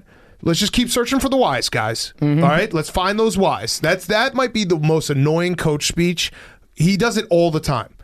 We got to find the whys. We got to find the whys. The whys is you fucking suck, and your team sucks because you suck. I think Matt Nagy watches precisely one of those TED Talks a week, but he completely fails to grasp the meaning of it. But he reads as he's watching it and totally tuning out, thinking about how he's going to fuck up the next game plan. He does manage to read the headline, like the title of the YouTube video, and then he tries to translate that into a message, and everyone's like, "Oh God, here comes Matt on one of his weird shit things again." He watches Gary Vee right before he comes out and gives his press conference. Yeah, He's exactly. like, all right, could you imagine imagine for a second you kill the entire ability to pass in a football game? How does that make you feel? Yeah. It makes you feel good. Before every game, I close my eyes and I picture that all of you are dead. Yeah. And then I try to figure out how I'm going to win a game with no players. Coach. And that's why I call plays that are just fake snaps. Yeah. I imagine the entire defense has self-combusted and we're playing against air and we still take a too many men on the field or delay a game penalty. All right, that's enough. There was another part that I thought was pretty funny. Well, this is more of an after-the-game thing. The Cardinals tweeted out the picture of the bean in Chicago. Yeah. But it was just a vibrator. Well, it was an L. It was an L, but and the subway system is the L. Yeah, but you could have just that was a Clantonio Brown moment for them. Yes, but it was just a vibrator. Yeah, like that's all it was. It was the silver bullet, and it was graphic. But I don't think that no one on the cards, they failed. They didn't know what they were doing. I can't even say anything because we suck and they're good and the Cardinals are good. The Cardinals are a legitimate Super Bowl contending team. I'll say that Andy Dalton has moved back into the pantheon of quarterbacks. Can I say pantheon or is that trademark? No, go for it. Okay, but into the pantheon, in the pyramid level of quarterbacks that when they throw the ball, you just immediately tense up. You're like, fuck. Yeah. Like, this is going to be bad. A bad thing is about to happen when the ball's in the air. And that's such a painful thing to have if it's your team that you're watching. Because there are two kinds of quarterbacks. There's a quarterback where it's like, God damn it, this is going to be bad when they release the ball. And then there's a quarterback where they throw a pass and you're excited about it. You're like, this is going to be a touchdown. No, and he does it even, the worst part is he does it with confidence. Like, he will like plant his feet, throw. He had a play action pass where it was like, boom, boom, on time, throws the ball. Oh, there's 6 Cardinals around. Like, what is going on? So, whatever. All right, let's move on. Also, Cliff Kingsbury pulled a very smart move today. He claimed that he ran into Fotu. I think that's their defensive tackle. Yeah. Fotu, he claimed he ran into his helmet, and that's why he had a bloody lip after the game. That's a herp, Cliff. That's smart. That's a herp. We know very that's a smart. herp. That's very, very Pro smart. move. Yeah, Schefter will tweet it out for you that you actually needed reconstructive surgery or something. No, Schefter while you were negotiating your contract with Oklahoma, even though they hired Brent Venables. Schefter will do a HIPAA violation on you and be like, yep, Cliff Kingsbury just received a 6-month prescription for Valtrex. Shout out that one guy, by the way, when I was clowning Schefter for his report that Cliff Kingsbury was talking to Oklahoma, who was like, if you're wrong about this, will you retract? No, because I was never going to be wrong about this. Cliff Kingsbury was never going to get hired by Oklahoma. That was the most, you could see through that tweet from a mile away. Well, the funny thing is, I don't think that Oklahoma would want Cliff Kingsbury. He wasn't a good college coach. Yeah, exactly. He wasn't good in the Big 12. They played each other all the time. He had Patrick Mahomes. They got to see Cliff Kingsbury coach up close all the time. And he's coaching well this year, and I can't say anything bad about the Cardinals because they are a very good team, and Kyler's back. All right, let's move on because I'm already mad that we spent this much time talking about the Bears. They're so not worth it. All right, Colts, Texans. Oh, what a game. All right, so this is very funny to me because, well, first of all, the first time these two teams played this year was 31-3. Yep. Now it's 31-0. So they're regressing. So they're regressing a little bit. They've lost 3 points of offense. But I was trying to do some research on this game afterwards because there's not a lot to talk about. No. It was just I've done some as well. This was a whooping. Yep. Another whooping that the Colts put on the Texans. And I was looking at the different articles that were being written from the Texans media because if you're the Texans, what do you have to write about at this point? Thoughts and prayers to those guys. This is like garbage time. You guys are getting blown out, and you've got some sad punts of your own. So I found a sad punt of an article from the Houston Texans. Okay. Trying to find the silver lining in anything. Here's a list of 4 teams that would be better if they had the Houston Texans defense. Ooh. So they're just being like, hypothetically, our defense isn't god-awful. Right. Like, they're pretty bad. But they're better than some teams. So they started to list the reasons why they were good, and they said that the Texans even got a fumble recovery against the Colts despite the loss today. Great job. They did. They said Houston entered the league with the 8th most tackles for loss with 55. So they have 55 tackles for losses. That's huge. But they still do give up 4.5 yards per carry, which is one of the most in the NFL. But it just so happens they play against a bunch of teams that are heavily running the ball because they're kicking the shit out of the Texans in the second half. So you can get a 1-yard loss here and there. So they made a list. They said 4 defenses that would be better if they had the Texans defense. They said the Falcons would be a better team if they had the defense. The Jets would be a better team. Maybe not. Maybe not. But probably not. You're really scraping the bottom of the barrel here. And then they had the Seahawks and definitely not. The Seahawks defense is actually playing a lot better. And then they had the Bengals defense. Also not true. Not even close. But I appreciate the effort coming from the Houston media to try to find some sort. That's nice. This is a sad punt of a column, and I really respect it. It was bad. So I was also doing some research. So Davis Mills and Tyrod Taylor both played in this game. They basically had identical stat lines. One was 6 for 14 for 49 yards. The other was 5 for 13 for 45 yards. The Colts could have beaten the Texans. I actually truly believe this if they had just said, we're not going to pass the ball once today, because the Texans had 9 first downs in this game for 141 yards.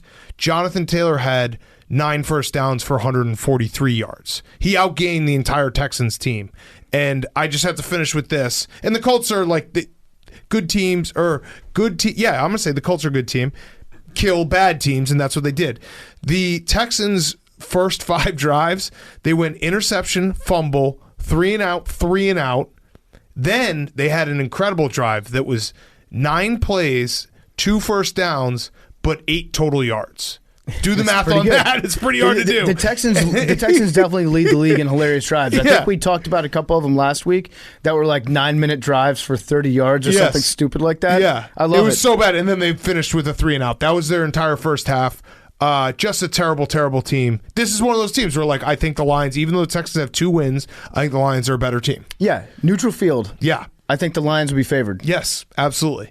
All right, so that's that game. Let's keep it moving. There should be bowls in the NFL. I would like to see that. How cool would that be? Well, they wouldn't be bowl eligible. No, but every team should be bowl eligible. Everyone there should be bowl one. eligible. I guess what I'm describing is another week of football. Did you see there should be an 18-game season, is what I'm saying. They added a bowl because there were too many teams that were bowl eligible. Yeah, Hawaii? Yeah, because the new rule is it's not. It used to be 500. Now it's if you just get 6 wins. So you can be 6-7. Hawaii was 6-7, so they added a bowl. Turns out there's no limit on how many bowls. You can just invent football games and teams will show up for it. Shout out the Arizona Bowl. Yep. Boise State for Central Michigan. It's going to be a fucking awesome game. We'll be there. Mm-hmm. All right, let's talk about your team, Washington football team. Yes. By the way, Jake, scoregami. It's not a scoregami, but the Washington football team has now won back-to-back weeks, 17-15. That's awesome. That's more of a wow. That's wild. And that's Carmelo Anthony wild. If the Broncos converted the last 2-point conversion, 22-11 would have been. No, we don't play the what ifs. Don't steal this from Washington football team. We don't play the what ifs. Oh, it would have been a scoregami. You're saying? Oh, okay. No, in the Sunday night game. I know, but I don't like doing what ifs when it comes to scoregami. You're either scoregami or you're not. It's like we gotta respect it. You can't be partially pregnant. You know, like I almost got nutted in. But Washington football team 17-15. That's pretty cool. Yeah, so that was a little bit graphic, but you get. I had a point to make in this one. Yeah. I think I got it across. Yeah, you got it. So, yeah, fuck that coin. That's my statement for today's game. Fuck that stupid Raiders coin. Yep. The hat right here is 4-0. Incredible. The hat is better than any fucking coin you can bring in front of my face. The Washington football team is in the offs. Not only are we in the offs if the season ended today, we wouldn't even be the 7th seed. Wow. We're now the 6th seed. We've got some daylight between us and being out of the offs. They're a good team. They're a good team. They've got some issues at times. Taylor Heineke had some incredible plays today. He had a bad interception, but his hand was hit on that. He also, throw. like, the Raiders very much should have intercepted that pass at the end of the game. That was a terrible, terrible pass. But that doesn't matter because you can't play the what-if game. And the Washington football team, the thing I like about watching the Washington football team, they have like a very distinct identity. It's essentially run the ball, let Taylor Heineke do some fucking crazy shit. Yeah, no, we're going to suck the clock down. That's what we do. We take the clock in the second half and we go on these crazy long drives and we just frustrate the hell out of you because you don't have the ball in your hands and you can't stop us on third down. I forget what the stat that they showed at the end of the game, but I think it was like 7 or 8 out of 11 on third downs today. Pretty good. That tells me that you're, first of all, getting to third down, which means you're not getting. We don't get first downs too quickly. Right. We don't get too far ahead of the chains. That's what the Chiefs' problem was. We use every down. We're like the Native Americans with the buffalo. Yes. And we suck the clock down, and it's very frustrating to play against us. And yeah, sorry about the PI no call on Zay Jones at the end of the game. Don't apologize. But you know what? I'm not going to apologize for it. I'm not going to apologize for it. As Jerry Jones said when the Cowboys played against the Raiders on Thanksgiving, we don't want to be playing throw-up ball out there where you just throw the ball up and get pass interferences. Here's what the Washington football team is. And every year we get 1 or 2 of these teams in the NFL. They are the team that everyone looks at and they're like, this is bullshit. They're not good. But at the end of the day, they make enough plays and they play enough complimentary football that they are good. And you can complain about it all you want. You can cry about it online and be like, this team's not good. It's bullshit. Mm-hmm. Guess what? They're good in the fact that they know how to like make enough plays to win a game. They're like the reverse Vikings. They don't have any of that sizzle, although Terry McLaurin's awesome. But they do enough to win games, and they might be ugly. A lot of their wins are ugly, but it doesn't fucking matter because a win's a win. Yep. You know what I mean, though? Like, there's always those teams where they're the teams that everyone online will just be so angry at because they're like, it's so frustrating to watch them because they shouldn't be winning this game.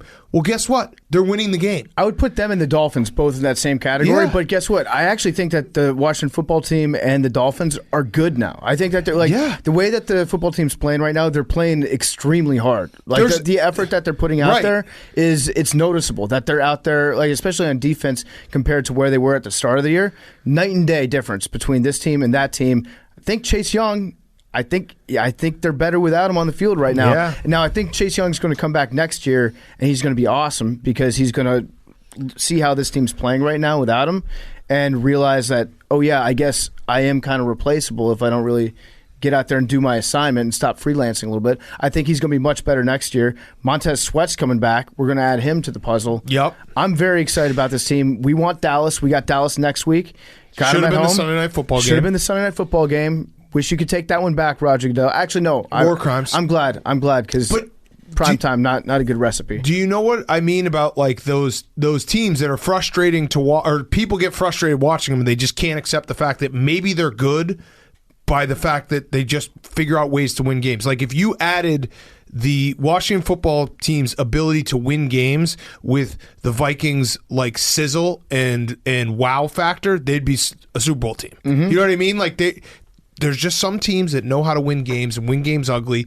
That is Washington football team. You can fight it. You can be the person complaining online and getting angry about it, or you can do what I've been doing and just betting on them because they're just winning games. Yeah, it's been fun. Now, the problem is going to be we don't have Logan Thomas anymore because he got taken out his ACL on a borderline dirty play. Not going to complain about it, but it was a dirty play. Borderline. It was borderline dirty. It was borderline extremely dirty play. Oh, okay. And so he's out for the season. So now we don't really have a tight end. We've got Bates, who's not bad. Then we got Samus Reyes, the guy from Chile who hasn't played football until like 2 weeks ago. What about Seals Jones? Life. Seals Jones. I don't know if Seals Jones is still around. I don't think that I think he got hurt. Okay. But Greg you guys will find someone. Greg Olson used to play tight end for Ron Rivera. Greg Olson responded to my tweet with a gif of an old guy warming up. So I don't know. Could be I don't know in the cards. I also still think that Antonio Gates could just step out of the woodwork and still You should take Jimmy Graham. catch like 5 touchdowns. I'll take Jimmy. Jimmy Graham had 1 catch for 1 target, 1 catch, 1 touchdown. There you go. 1 yard. I like it. Efficiency. We probably need to get somebody else at tight end, but again, we want Dallas. I think that we can beat the Cowboys, and it's going to be like last year when we beat the Cowboys on Thanksgiving, where that's the start. That's where you know that the team is real. No, I absolutely think you can beat Dallas because guess what? You're going to muck it up, and Dak's going to look off, and you're going to say, and we're going to be in the fourth quarter, and it will be like a 3-point or 4-point game one way or the other.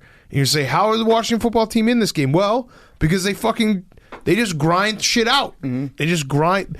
They're grit and grind Grizzlies. Absolutely. In football form. That's a team that I love to root for. This week is the first week where I am actually going to get mad at power rankings. So when I've seen a lot of power rankings out there that have the football team in like the mid-20s, early 20s, get them, low 20s, and I've largely agreed with that because I haven't really thought that the team is like legit. Now if I see the football team in your 20s, I'm coming at you. Fair warning to any power rankings contributors on the internet. I know that you are one of those. But, they're 500 now. Yeah, they're 500, and I think in my last one they were number 2. Yeah. So if I had them high. Just anyone out there that sees the football team, if it's number 20 or higher, let me know. Tag me into that. I'm going to power bomb some fools. That would be crazy if they were. I mean, those are the haters I'm talking about who can't just admit when a team does just enough to win games, and that counts for something. There was a moment at the end of that game where I was certain that Deshaun Jackson was about to do something that was going to piss me off. Yeah. It just felt like if you saw Deshaun Jackson in the first half, he was like, I'm going to get in for like 3 plays, and on one of those plays, I'm going to score an 80-yard touchdown. And then he almost did. He did. All right. Let's go to Rams-Jags. We'll do this one quick. Matt Stafford played against a bad team, so Matt Stafford lit them up. Say something nice about Urban Meyer. The Rose Bowl is your bowl this year because it's Utah versus Ohio State, so that's nice. That's nice. Also, shout out to Urban Meyer for making it really easy for his team to fire him. Because there's no confusion. There's no confusion. No one's going to even have. You're not going to spend a second worrying about whether or not you're going to return next year because of that punt that you had. Well, not only that, but he throws in the extra sauce of like they're not only bad, but their star number 1 pick who was supposed to be can't miss has not progressed. Yeah, and so it's like, oh, we can't even find silver linings in this. No, there's really not. They peaked too early this season. Yeah, they punted down like 20 or I don't even know what the final score was. They were down 30 points in the fourth quarter, and they punted from midfield. Got to do it. It was, thank you, Urban Meyer, for just like removing any shadow of any sort of doubt. They peaked too early. They peaked with their 9-6 beatdown of the Buffalo Bills. That's a head on November scratcher. 7th. That's crazy to think. Like a month ago, the Jaguars beat the Bills 9-6 somehow. That goes down like the Texans beating the Titans, the Saints beating the Packers and killing them. In that game, those are the 3 games that stick out. You're like, what the fuck happened there? So, yeah, I think that's what we were talking about right after that game. We said the danger for Urban Meyer is this is you proving that your players haven't given up on you, but it's a long season and you still have another 2 months for them to figure you the fuck out and get, and completely check out of whatever you're trying to get them to buy into. They're done. That's what's happened right now. So after a 30-10 loss, a 21-14 loss to the Falcons, and then a 37-7 loss with a punt down 30 points in the fourth quarter. I don't even think it was like 4th and 15 or 4th and 20. I think it was like 4th and 8 or 4th and 10. It was bad. And they punted the ball down 30 points. And you know what? I'm looking at it right now. They still have the Texans and the Jets on their schedule, so there will be one more win in there. Just be wary. They'll win one more game. Okay. They'll win one more game. They do get to, oh my God. The Patriots. They get to travel to the Patriots on January 2nd. Yeah, that spread, if the Patriots have any meaning in that game, like if they need to win that game, that spread cannot be big enough. Honestly. No, it can't because they will, like that Jaguars team going to New England on January 2nd in what should be week 17, but now there's, the end of the season, which is now not. That has to be the biggest quit spot of all time. Urban Meyer's going to get a hypothermia on the sidelines. Yeah. Jay, can you put a reminder in? That might be my game of the year. Let's play January 2nd. I think it's valid. Yes. Wait, no, I still because got it's another calendar game of the year. Yeah, I still got one more coming before So this Patriots, year over. Jaguars, January 2nd, Jake. Let's play Whose Line Is Anyway right now on what that spread's going to be. And then remind us what we guessed it was. I'm going to guess it's going to be Patriots by 14. I was going to say 16. 16. 10.5. 10.5? What do you... Are you going to be resting your starters? You think Whoa. they're going to be resting this? Yeah. Oh, backup. really? You got the number 1 seed locked up by then? Damn. Okay.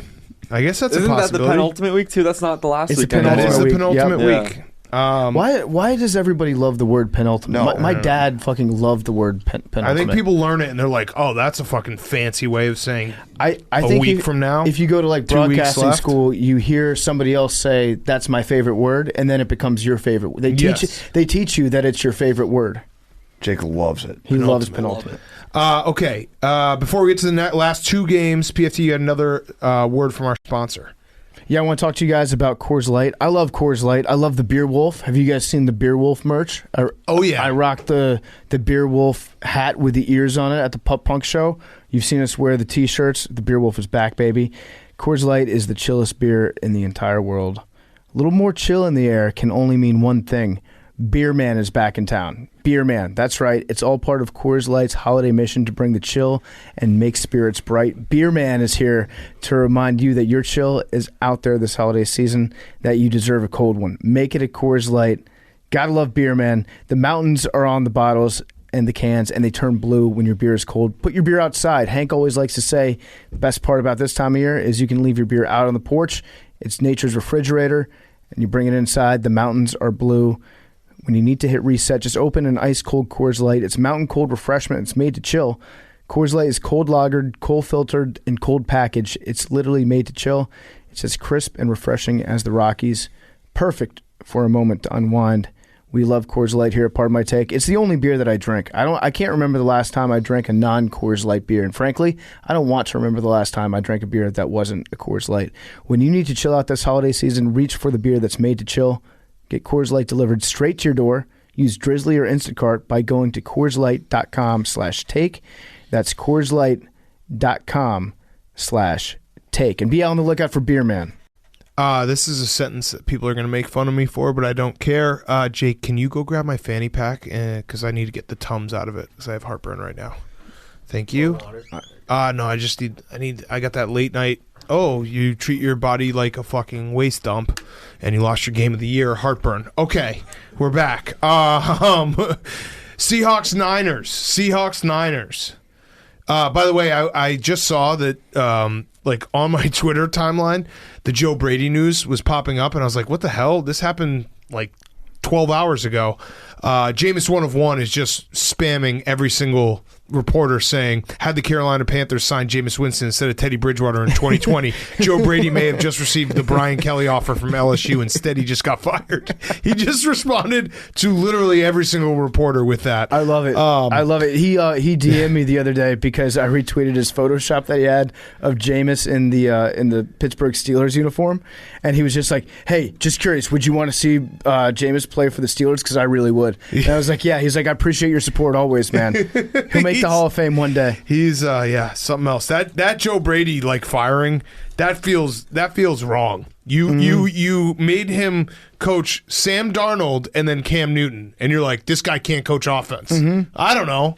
Maybe you shouldn't give him the worst and the second to worst quarterback. You can pick whoever I'm talking about there in the NFL to lead his offense. I still think that Joe Brady could be a good college head coach. I think he's probably getting offers or at least doing interviews, and so Matt Rule is like, get out of here. I'm not giving up on him after, dude, he had to coach Sam Darnold and Cam Newton. Yeah. No one can do that. Yeah. No one. I think Joe Brady's going to get hired somewhere and probably be pretty good at the next place that he goes. He probably just fell in love with the idea that an NFL team wanted him after his big come up at LSU. Yeah. And he just took the first job that was offered. You got to be a little bit more selective, Joe. Do you know what we just did? We just became Joe Brady one of ones. We did. Yeah, just like that. We're going to be walking around saying Joe Brady would be a fucking great coach. Don't give up on Joe Brady. Joe Brady, Bears coach. Joe Brady's not. If your system doesn't work with Joe Brady, the problem is your system, not Joe Brady. Yes, agreed. All right. Seahawks 49ers. Here's a fun stat. So when Russell Wilson broke his finger and got surgery, it was October 8th, and it was reported that surgery would take 6 to 8 weeks to heal from. He came back in 5. He went 0-3, 2 touchdowns, 2 interceptions in those 3 weeks, 55% completion percentage. Today, he threw 2 touchdowns. He went 30 for 37. He had a pick, but it actually should have been a touchdown. The receiver just threw it up. Dropped it in the end zone. Yeah, it was ridiculous.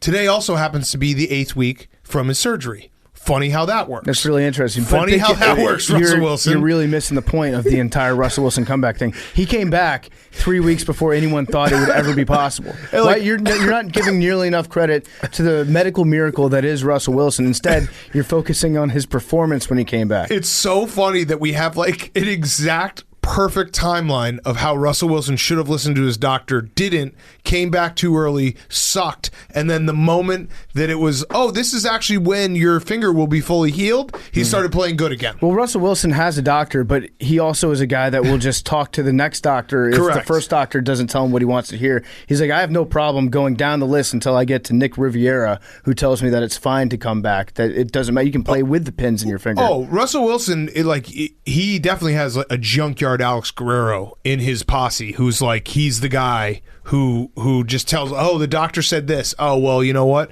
Let me massage that thing with some almond oil while you sleep. I'll literally stand over your bed and massage your finger, and you'll be back in 5 weeks. It's Doctor of Divinity, Joel Osteen.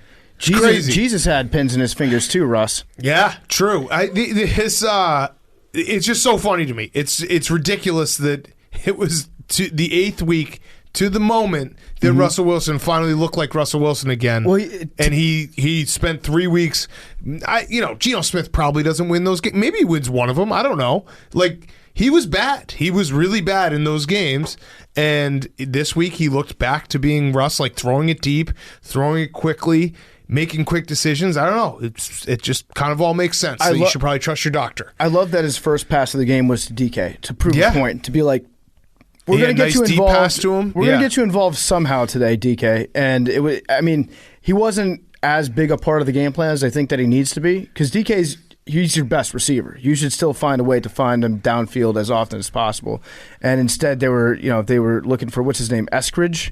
Tyler Lockett might be his best receiver. Tyler Lockett's good. Yeah. He's pretty damn good, and he always seems to be in the right spot. But it was an sorry throw at the beginning of the game. Russell definitely went to the coordinator and was like, I'm hearing what people are saying about me and DK. Can we just get him the ball? Just the first play of the game. I don't care what happens after that, but we just want DK to know that I want him to be bought in today. Yes, and you could see it in the throws that he was making. He had a deep throw to Tyler Lockett that wasn't a completion, but it was one of those passes that was like, Russell Wilson is on the very short list of guys who can make that pass. Like a perfect pass in double coverage, moonshot to the end zone that went off Tyler Lockett's hands. And you're like, okay, Russell Wilson probably is feeling good again. He's probably back. That was the double pass. The lateral to DK, who threw it back across the field to Russ, and then he threw an absolute dime, like perfect. 50 yards right to the corner.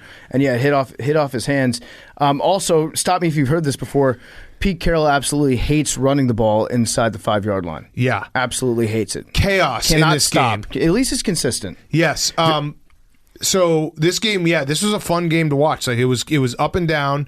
The Niners, Jimmy G, I think we all know who Jimmy G is. Like if the Niners can't run the ball effectively, Jimmy G gets a little bit of exposed. They couldn't really run the ball effectively, or how they have been running the ball. And so he got exposed. Yeah, they had no Debo, their best running back / wide receiver.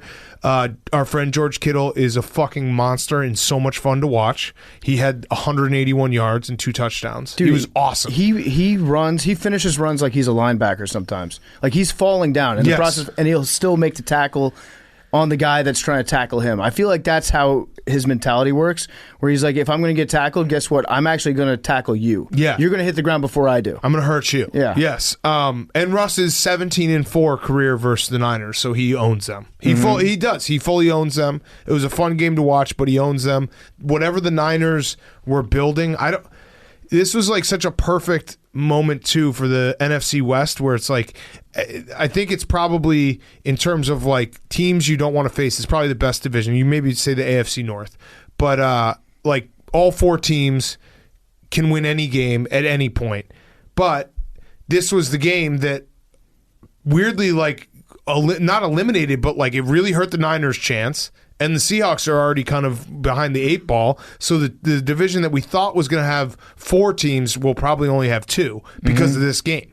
And the Niners just got, I didn't realize it, but they got swept by the Cardinals and the Seahawks now. So that, I don't know, they make no sense. Niners just own the Rams. Yeah. Shanahan just straight up owns McVay. That's what that boils down to. And Pete Carroll owns Shanahan. Yeah. It's like a perfect, you can totally figure out the NFC West at any time with like Russell Wilson owns the 49ers and the 49ers own the Rams. The Seahawks are, in fact, in win-now mode. As Ian Rappaport put it, Adrian Peterson got a touchdown. So that's why they signed him, because they have to win now. And I'm sure he looked bad today. Adrian Peterson, you think? 11 for 16 yards. He looked pretty bad. But let me just say that again. Yeah. 11 rushes for 16 yards. It's crazy. And a touchdown. It's crazy that he got the ball 11 times when you have Penny on your team. It's absolutely nuts. And then what I love about just Adrian Peterson bouncing around the league right now and getting signed by multiple teams is it proves that general managers approach the game the exact same way that me and you do. Oh, yeah. Which is, we remember like the year 2009, 2010, 2011, 2012, and we're like, Adrian Peterson is the best running back I've ever seen in my life. They've probably sat around their computers watching that Adrian Peterson high school mixtape of all of his highlight runs that he had, where he's just making 18-year-olds look like they're 3 and running through people's faces and cutting back across the field. And they still think to themselves, Adrian Peterson is a once-in-a-generation type athlete. We should sign him. Why not? Why not? He's still good. Dude. But they're not. Turns out that football guys in the NFL are really not that much smarter than me and you sometimes. No. I remember it was like maybe 2015, 2016 when I drafted Andre Johnson on my fantasy football team when he was on the Titans, and I was like, this is a steal. Yeah. This guy, he's one of the best of all time. Dude, Tavon Austin is right now. He's been living that for the last 3 years, where people just remember what he was like in high school with that mixtape that he had. Yeah. What he was like in college at West Virginia. And then what he was doing, like his first, when he got that contract extension on Hard Knocks. There are some names that will just stick around forever. You'll be like, yeah, put him in. He'll be good. Adrian Peterson is that name. I think I just did that with Antonio Gates earlier. Yeah. Bring him back. Absolutely. Yes, I'm dumb. I'm very dumb, but Antonio Gates could still do it. So, yeah, the Seahawks are in no man's land. They're 4-8. They would have to run the table, I would imagine, to make the playoffs. And the 49ers right now are the 7th seed. So... Yep. But I can't make sense of the 49ers either, because they beat the Rams on Monday Night Football. They passed the test of get a big Monday Night Football win and we'll start thinking that you're really good, because their other wins are against really bad teams. Like they beat the Jaguars, the Lions, and the Bears. Okay, so they're going to play games against the Falcons and the Texans. I would pencil those in as wins, right? Are you talking about the 49ers? The 49ers. Yes. The Falcons. And the Bengals the Bengals next week might be a loser leaves town game. Yeah, I think it is. So besides the Falcons and the Texans, which I have in my record book as wins for the Niners, they have the Bengals, the Titans, and the Rams. So and they own the Rams. So they could get 3 wins out of there, end up at 9-8. And the team no one wants to play in the playoffs. And the team no one wants to play in the playoffs. Don't look now. Yep. I would definitely buy stock in the 49ers just because you can convince yourself that they can just run it down anyone's throat. Yep. Okay, last game. Steelers-Ravens. Big Ben. It was reported. Mystery source. So mystery source. Adam Schefter reported Ben Roethlisberger privately has told former teammates and some within the organization that he expects this to be his final season playing quarterback for the Steelers. Mm-hmm. Big Ben has been doing this privately, not publicly with his play that we all can see with our eyeballs. No. But privately, he's been telling everyone. And that report came out on Saturday. We are now in win one for Ben mode, and we saw it today where they beat the Ravens, come back in the second half, and he like 2 legitimately awesome touchdown drives for Big Ben. I don't want him to go. I want them to do just enough that he's like one more year, Big Ben. You have to let him come back if Big Ben wants to come back. After everything he's done for that city, you have to let Big Ben back. And again, we want to reiterate this: these were private conversations that Ben did not want to get out. We don't know how it got out. And so there's a breach of trust Big Ben has in his inner circle, and Big Ben's only crime is that he trusts those close to him too much with sensitive information sometimes. Yes. So this was not. Don't trust the media. As a matter of fact, we should delete this from our podcast because I don't want to pass along. It's like submitting stolen work papers into court. You're not allowed to do that, right? We should not be talking about what Ben talks about behind closed. That's none of our business. What do you think the reaction was when Big Ben had this private conversation? Mm-hmm. Again, very private, with people in the organization and close friends. Do you think it was like when you find out that someone's throwing a surprise birthday party for you and you have to fake it, but really you can never fake the true surprise? Do you think people were like, Big Ben walks up and says, "Hey, I'm thinking about retiring," like, oh, why? Why? Mm-hmm. Everything's going well. Yeah, I don't. Yeah, you had to. You have to fake it. You have to be polite. He was waiting for somebody to go. Oh no, Ben, don't. You don't have to. You do look that. good. And Ben's like, "Are you sure? Yeah. I shouldn't." He wanted to be talked back into staying. Sounding board. That's what he was doing. He was trying to be talked back into staying. He did say though that he's done playing quarterback for the Steelers. So I see 2 outs in that situation. He could convert to tight end. Yep. He could convert offensive tackle. They need offensive linemen. He could convert to team doctor. Yep. Been running out there and diagnose. He's had every injury. He can spot it on somebody else, or playing for a team that's not the Steelers. In which case, I have to imagine teams would be lining up for Big Ben at this point. Would be so fucking awesome. It would. I think it'd be very sad to see Big Ben and not the Steelers uniform. If you're the Steelers and you obviously like Big Ben is a legend, why not just be like, "Hey Ben, like we'll just make the backup quarterback position your position for the next 20 years." Mm-hmm. So like once or twice a year you got to come in. You're not going to have to play much. It's almost like an honorary position, like it's in emeritus. You're the quarterback in emeritus. You'll be there. You'll be a third-string quarterback, and you can come to the facility because we know you want to. You can even fake an injury if you want to. And then like once or twice a year, we can just be like, "Hey, go on out there. Have fun." Yeah, maybe make him third string and also have him sit up in the booth and put a headset on, and he gets to call the plays. That works too. But he's definitely not a quarterback coach or a coordinator. He's the third string quarterback, if anybody's asking. It would be very funny, though, to see Big Ben as the third string quarterback, but still listed weekly on the injury report. Oh, it'd be awesome. With a different injury every single week. It'd be awesome. And you know what? He played well today. He really did. Like, he played well. He did. He had big drives. They were making plays. They were able to run the ball, which they haven't been able to do forever. Against a Ravens defense that... The Ravens are kind of screwed because they're not only not playing well, but Marlon Humphrey, I think, is out for the year now, which their defense is going to suffer even more. Ben, he also ran play action today. Did you see that? Yeah. And a little, I don't think it was a scripted QB draw, but like he just kind of ran it up the middle because he panicked. He forgot to play. Yeah, and ran went really slowly. But yeah, the Ravens are in trouble. They are not playing well. Yeah, like they just aren't. I know. I like the play call at the end, though. I like Harbaugh going for 2. I hated it. No, because he said that they lost their corners. They were down. They were so banged up that they didn't feel like they could stop the Steelers on defense. So you got a dynamic offense that can get 2 yards, that should be able to get 2 yards, and Lamar Jackson had him for 2 yards, and Andrews just dropped the 2-point conversion. See, to me, it doesn't make sense because you have Justin Tucker. So, like, Justin Tucker, like, if you can get a stop at any point overtime, or you get the ball first and you just kick the field goal, obviously it doesn't end it. They didn't think they could get a stop, though, because they didn't have the guys to do it. I mean, the Steelers weren't, like, they were playing well offensively, but Justin Tucker is just the great equalizer where it's like we can kick a field goal at any point.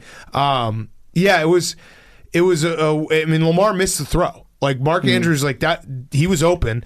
I also, you touch it, you can catch it. You could, if you touch it, no. But they pay these guys a lot of money, Hank. Lamar missed that throw. That's a throw he misses. Those short throws. Hank, I did love. Back me up, Hank. I did. If you can touch it, you can catch it. I did love Tomlin afterwards saying he knew that it was coming because, quote, they aggressively play analytics, so from that standpoint, they're predictable.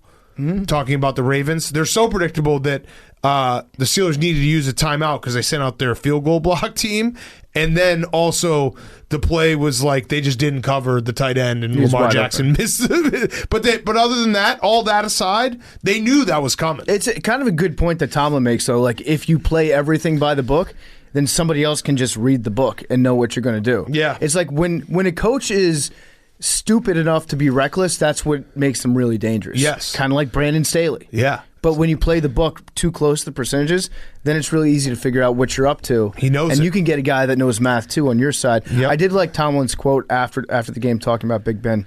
He said that I just thought it was funny how that became a major storyline about Big Ben wanting to retire, because Tomlin knows Big Ben so much better than any of us do. Yes. And he knows what Big Ben's like, and he's like laughing when he's seen that story about Big Ben having private conversations with people that he trusts. He privately had a conversation with Adam Schefter and Ian Rappaport. And Tomlin's like, I just think that it's funny how that became the narrative out of nowhere going in. Is it Big Ben to like Mike Tomlin? It's like if you have a dog that's just a rascal, but you still love him. Yeah. It's like, I know that you're going to get your nose into the treats. And it's funny. You're gonna walk away with like 6 tennis balls in your mouth after I tried to lock them away in the shed. Yeah. I still love you, but you know you shouldn't be doing that. Yeah, you shouldn't be doing that. And Big Ben, like, he probably called Adam Schefter and was like, hey, just want to double check this is on the record, right? Like, he reverses it. Yeah. And then he says, I'm thinking about retiring. Float that out there. Oh, no, don't do it. I did appreciate, though, like, Steelers fans showed the correct amount of remorse, because I think it's tough. You're in a tough spot. He's not good. He's not like he's holding the team back, but he is also a legend, so you can't be like, oh, good, he's gone. Like, you have to show, like, oh, this is sad. Did you see that compilation of Big Ben extending plays? Yeah. NFL Throwback put it out the other day. It's amazing to watch because he looks, so much less mobile now than he was back, 10 years ago. Yeah. Even 7 years ago, 6 years ago. And it's incredible to watch. Like, he's just shrugging people off his shoulders.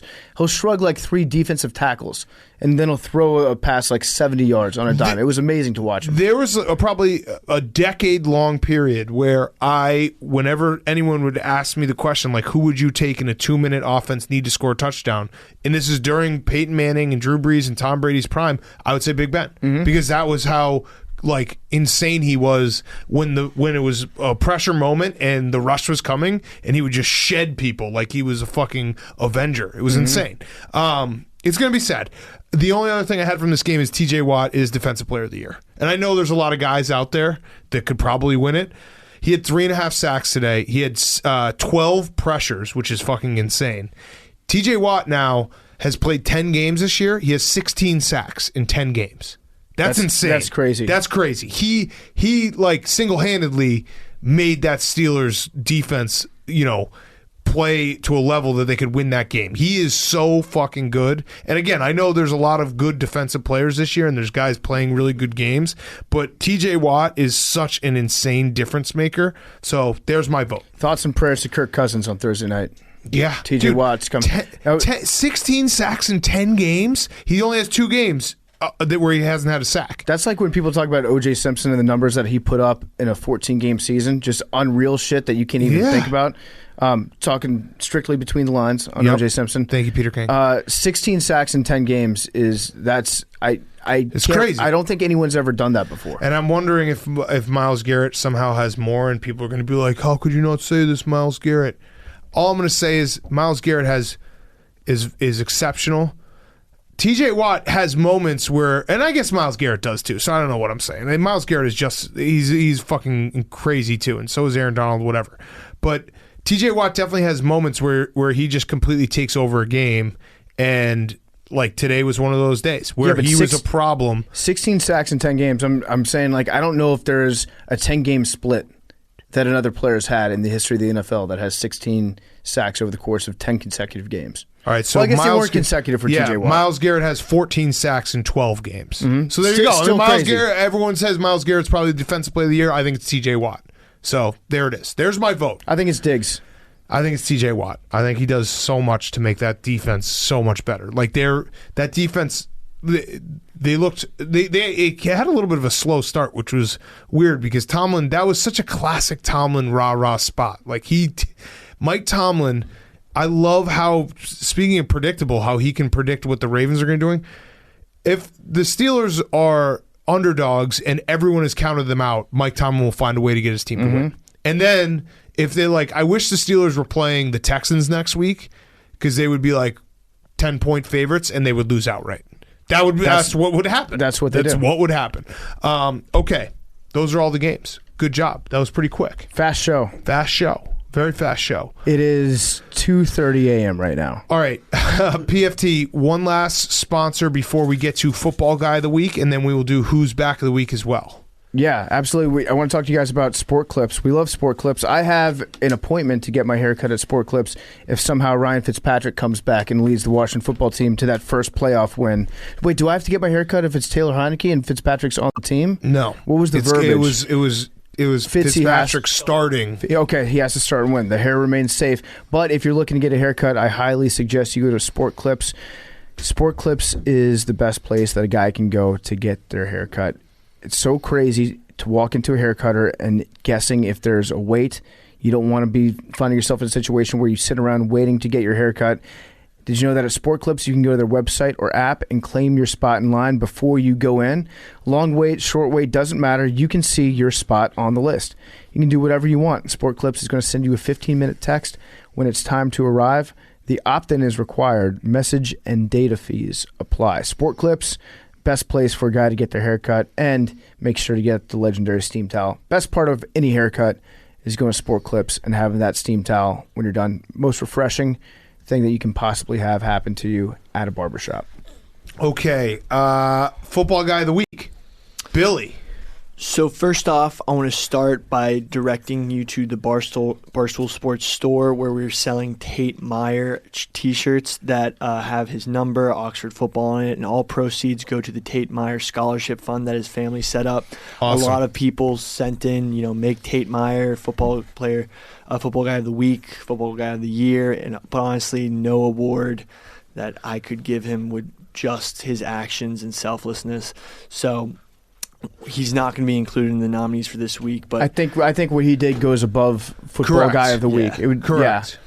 Yeah, go buy a shirt. Thank Go you, buy a Billy. shirt, support him. Yes.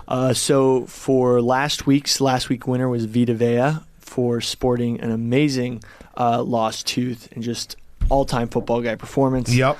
And now for this week's nominees. Number 1 is Gardner Minshew, quarterback for the Eagles. He was seen celebrating, as we talked about, freaking out with his father. Just really shows how much this guy just loves football. Loves it. Just physically exuding you can't find anyone with that kind of passion for anything. That's just huge Football Guy move. Yeah. Just No, Billy, how do you feel about him as somebody who has also been known to steal valor from time to time? Minshew wearing the aviator jacket afterwards with the flight patches on it. Where does that fall? It's like, people wear jerseys because they're fans of the team. Got it. They that's what it's more about. But Yeah. it's a huge move. Our second nominee is Sean McDermott, head coach, Buffalo Bills. So he told a radio show that he did a book report on the Monday football musical theme one time in grade school. Monday Love Night it. Football? Yeah. So Which one is that? Da-da-da, da-da-da? No, that's Fox. What's Monday Night Football? I think it was. Wow, that tells you that we're It's late in the season and in the night.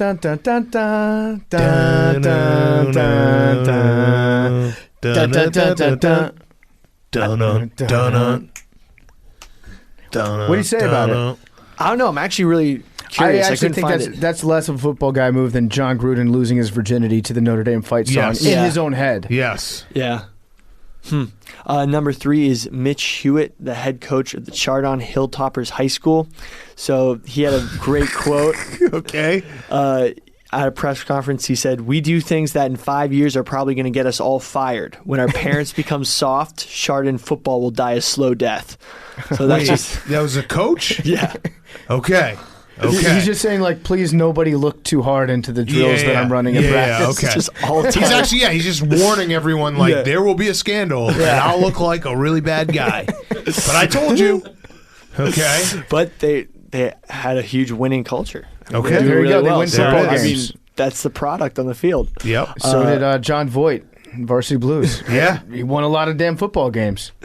And our last nominee is Jeff Stoutland, O-line coach for Eagles, who got sent to the hospital before the game because the coaching staff and players were like, "You should go to the hospital. Something's wrong." And he went, and they released him, and he just got. What was wrong? I couldn't really find that out. He was just feeling under the weather. It's such a football guy move, though, to like walk into a group of people and they just look at you and they're like, "Dude, you need to go to the wrong. hospital." Yeah, something's wrong. Not we'll take you to the hospital either. Yeah, like, just go to the hospital. Get out of here. Yeah, now. get out of our face. Go. You're like, "I feel fine." No, trust me. Go. No one knows. I couldn't find why he went to the hospital. I don't think he was telling everyone his symptoms. Like, just Havana not syndrome. complaining. Yeah, Okay. Havana syndrome sounds like. All right, and then you have a honorary? Yes. Throwback. So there's this new This happened a week ago. Madden Oh. documentary coming out. Yep. There's a bunch of Madden Oh, clips this is a on. throwback in the future. He's still alive. Yeah, This is a Back future. to the Future. Yeah. It's a throwback, but it hasn't happened yet. No, but there's just this hilarious clip of John Madden making fun of Troy Aikman for not being able to grow a beard. Okay. And then drawing a beard on Troy Aikman He during was the the king of the broadcast. telestrator. Yeah, it was it was hilarious. like he can grow. He's got a little fuzz coming in here, and here, and then he highlighted his mustache, Yeah. and I was like, but absolutely nothing here. It was like before. I feel like the telestrator doesn't get used anymore. Well, you know what they did is they got very, very aware of the fact that every time somebody would try to draw something on the telestrator, it would end up being a dick and balls. Yes. And so they gave them like stamps to put on the telestrator now, where it's like perfect circles here, Yeah. perfect. They computerized it too much, took the human element out of the game. John Madden was the king of it. Mm-hmm. Okay, good football, guys. Go vote right now on the blog. Is it up? It's going to be up by when this airs. Okay, perfect. Yeah. You don't know when this airs. I don't. It's I wake up about every to go morning up. on Monday and post it. We're So, actually so there's people who listen right now who it's not up. Okay, I want to put it down right now. Okay, perfect. So Are it you- will be up. Wait, are you going to take it down or put it up right now? I want to put. Oh, I wrote it. It's ready. I just wait to post it. Okay. Got it. Well, you already made a promise that it would be up by Shout the out time to you people hear who are this. listening to this and also don't see it. You're the real ones. Keep refreshing the blog until it's up. Yes. All right. Let's finish up. We got Who's Back of the Week. Cash App is our sponsor for Who's Back of the Week.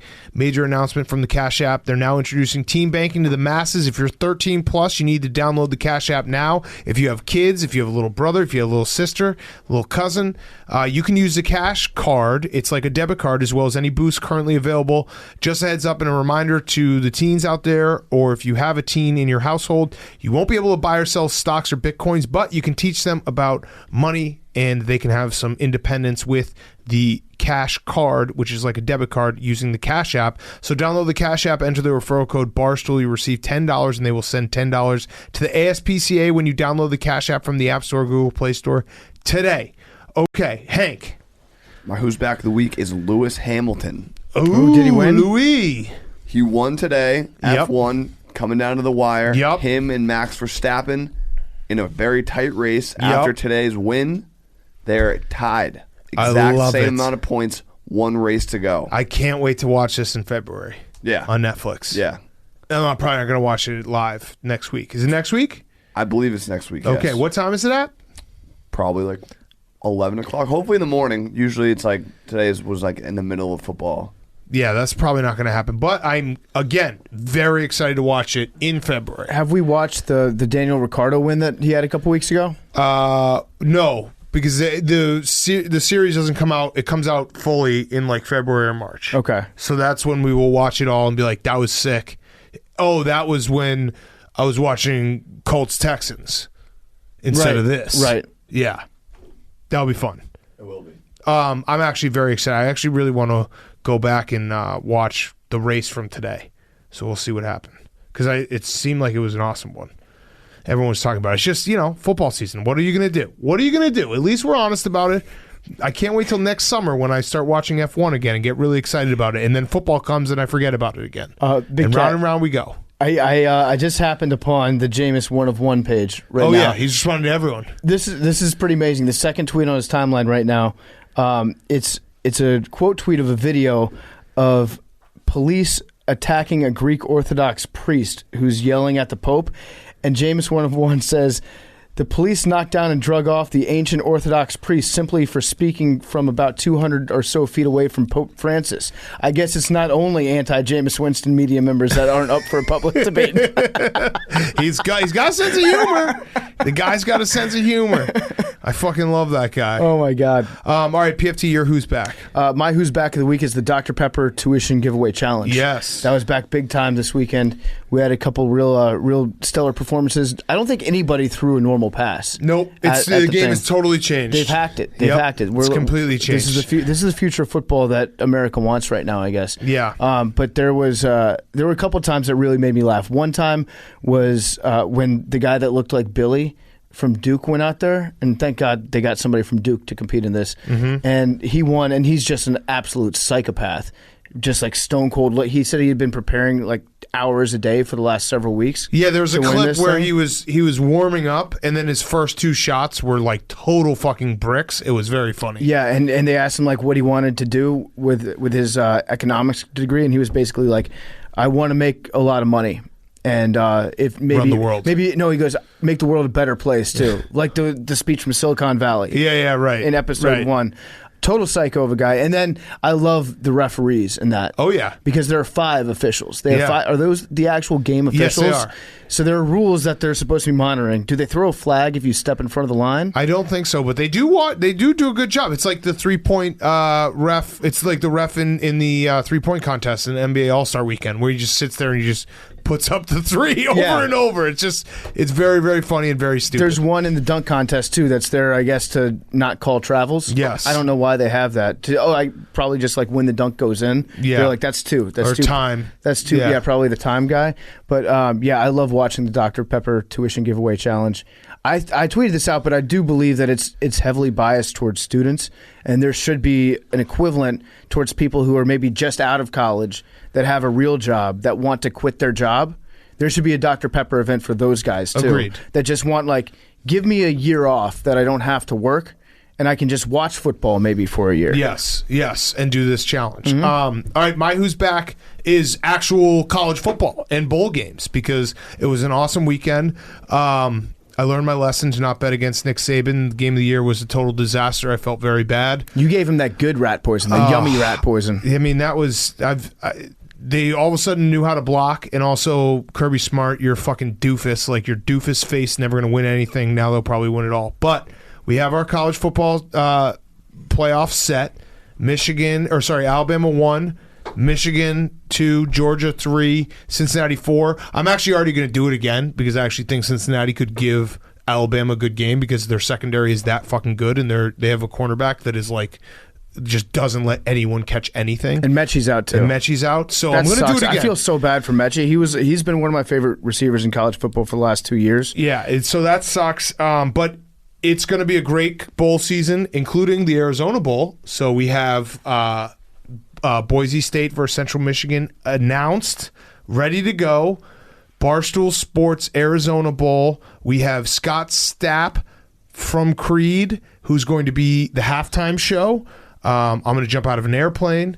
Pup Punk's going to play in Arizona. We're going to do a trivia thing. It's going to be a whole week. Incredible week in Arizona. So go buy tickets now. And my other Who's Back is dinosaurs, because Stuart Mandel, who has been very anti-Barstool when it comes to this bowl game, had an all-time tweet about this, the announcement of the bowl game. He said, wait until these teams and their fans realize this game is not on television, only Barstool streaming. So Stuart Mandel tweeted this on the internet, to a bunch of people who have the internet because they're reading it on the internet. He also works for a subscription site on the internet that exists online. Online that you have to pay for to read his stuff. The Athletic. You can get the Athletic on if you have a rabbit ear antenna on television. No, you right? can. Right. So you can. Or it gets delivered to your door every day. Right. I would argue, and obviously there's probably going to be less people who watch our bowl game than the college football playoff. I'll just throw that out there right now. But I would argue that YouTube, where we're going to be streaming it, is more accessible than television at this point in terms of the amount of people who have phones in their pocket and stream stuff anyway. But Stuart Mandel's right. He did tweet this on the internet to a bunch of people who have the internet, who know how to use the internet, who can watch the game on the internet, that it's not going to be on television, it's going to be on the internet where we're actually having this conversation. There will probably be some sick-ass letters to the editor that get written like a week after the game that get delivered to like a newspaper office from people that couldn't figure out how to watch it. But the people who would tweet to complain about it, they have the internet. Right. So they'll be able to watch it, no problem. Right. I'm excited about this game. It's going to be awesome. You know that table that they had set up on Fox where it was like Brady Quinn, Matt Leinart, Reggie Bush. It looked like if Jesus did the Last Supper at the Heisman House. They squeeze everyone in. Yeah, we should do that, except with more people at our table. We should have like squeeze everyone the in. Biggest table of dudes possible. Yes. But yeah, I'm very excited for this. Central Michigan, a little soft spot in my heart because I love Daniel Richardson, their quarterback. Khalil Pimpleton, one of the best names in college football. Lou Nichols, awesome running back. So, yeah, fire up chips. And I'm unbiased. I love Boise State. I love the blue turf, the Smurf turf. I love the dog, RIP, that used to go out there and chase the tee down. Yep. Can we get a dog to do that? Sure. We should get a dog to do that. Billy can do it. If you live in Arizona and you have a dog that knows how to fetch a tee, let me know. Yes. We would love to get involved in that. We'll talk more college football, but yeah, bowl season, there's nothing better than bowl season, just seeing all of these matchups. And I do feel bad for Mike Gundy in Oklahoma State because that was a brutal, brutal way to miss out on not only a Big 12 championship, but the college football playoff. Got to die for that pylon. Taylor Heineke makes that play. Brutal, brutal, brutal, brutal. All right, Billy. My Who's Back of the Week is Rec Specs.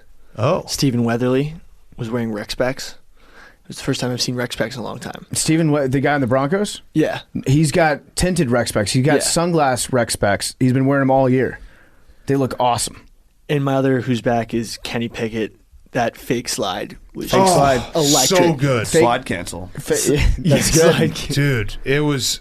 I mean, by the way, congrats on the dub. Yes. Hank got his dub. Oh, yeah. On Thursday night at about like 1:32 in the morning. Yes. We talked about on Friday's show.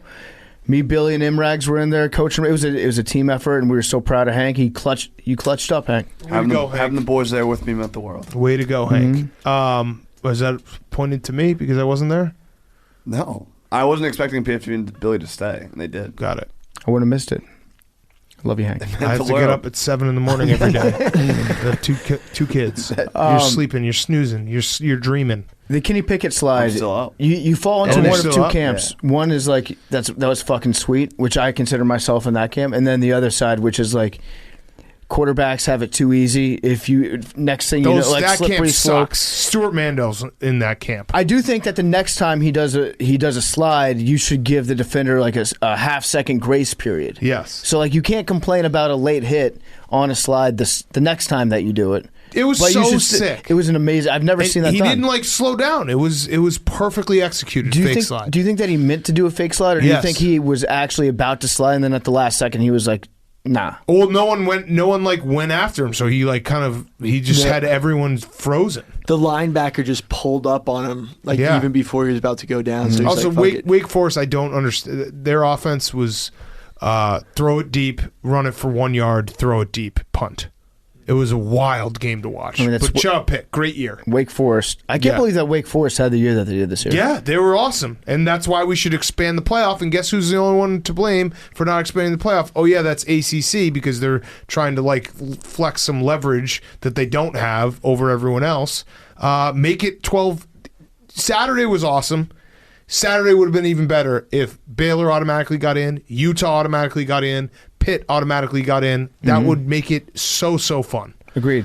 All right, Jake, wrap us up. Yeah. First off, shout out everyone who watched the broadcast this weekend. I really appreciate the support. Yep. On ESPN Plus. Shout out Iona for covering Friday night. And then an upset. Quinnipiac beat Manhattan. Let's on go. Sunday. My Who's Back of the Week are Things Being Wild. We had LeBron James in attendance for LeBron James Jr.'s high school game against LeBron James Sr.'s high school, St. Vincent St. Mary's against Sierra Canyon. On the floor, Staples Center, where LeBron James Sr. usually played, LeBron James Jr. played with LeBron James Sr. watching. Damn. Wow, that is wild. Yeah. That's very wild. That's crazy. That's very wild. Wild. Yeah. 19 points for Bronny. Bronny, okay. Good job, Bronny. He was actually, he was Wait, pretty that's wet the- from three. He also was flexing because he was shooting NBA threes. Yeah, That's the right there. threes Yeah. out there. Yeah. I don't know That's why he LeBron wears the James mask. Sr.'s son. Like, where- The school probably that's requires like it. Yeah, it's California mandated. law. You have to have it around your chin when you play. There's a lot of high schools that have been doing that. It's very dumb. It's very strange. But we don't want to get into that. But No. it's very, very dumb. Yeah, it's insane. It doesn't- I know it Illinois literally is doing does that. nothing. It's so stupid. It literally it's so does goddamn absolutely stupid. nothing. They put it up like during timeouts or something. I don't know. It's so fucking stupid. That's wild. Yes, that is wild. It is wild. But you're Yeah. playing basketball. Unfortunately, though, LeBron I think breathing agrees with this on take, people. so we should probably reverse it. I think it. No, I think LeBron they had should. another good take Yep. today on Twitter. He did? Yeah, I'll read it. What'd he say? Don't. No, Don't I do want to it. know. I want to know. Face it. Don't run. Oh, bonus who's back? James Madison going to the quarterfinals again. I can watch Dynasty. TB12 throw a football / run an offense all day Oh. long, man. It's so beautiful. I favorited it. You did? Wait, run it back again. I can watch TB12 throw a football / run an offense all day long, man. With 3 Sheesh. exclamation points. It's so beautiful. And he's right. He was drunk. All right. Numbers. 8. 81. 88. 18. 21. 21. Fifth time. Whoa. Mini Dynasty? 47. Giraffes have the same amount of neck bones as humans, which is 7. Love you guys. Talking away. I don't know what I'm to say. I'll say it anyway. Today's another day to find you shining away. Oh, I'll be coming for your love, okay? Shining away. Oh, I'll be coming for your love, okay? Take on me. Take me on. I'll be gone in a day or two. Needless to say, I'm upset, but I'm being stolen away. Slowly learning that life is okay. Say up to me. Oh, it's no better to be safe than sorry. Say up to me. Oh, it's no better to be safe than sorry. Take on me. Take me on. I'll be gone in a day or two. All things that you say, yeah, is it lawful just to play my worries away? You're all things I've got to remember. You shine away. Oh, I'll be coming for you anyway. You shine away. Oh, I'll be coming for you anyway. Take on me. Take me on. I'll be gone in a day.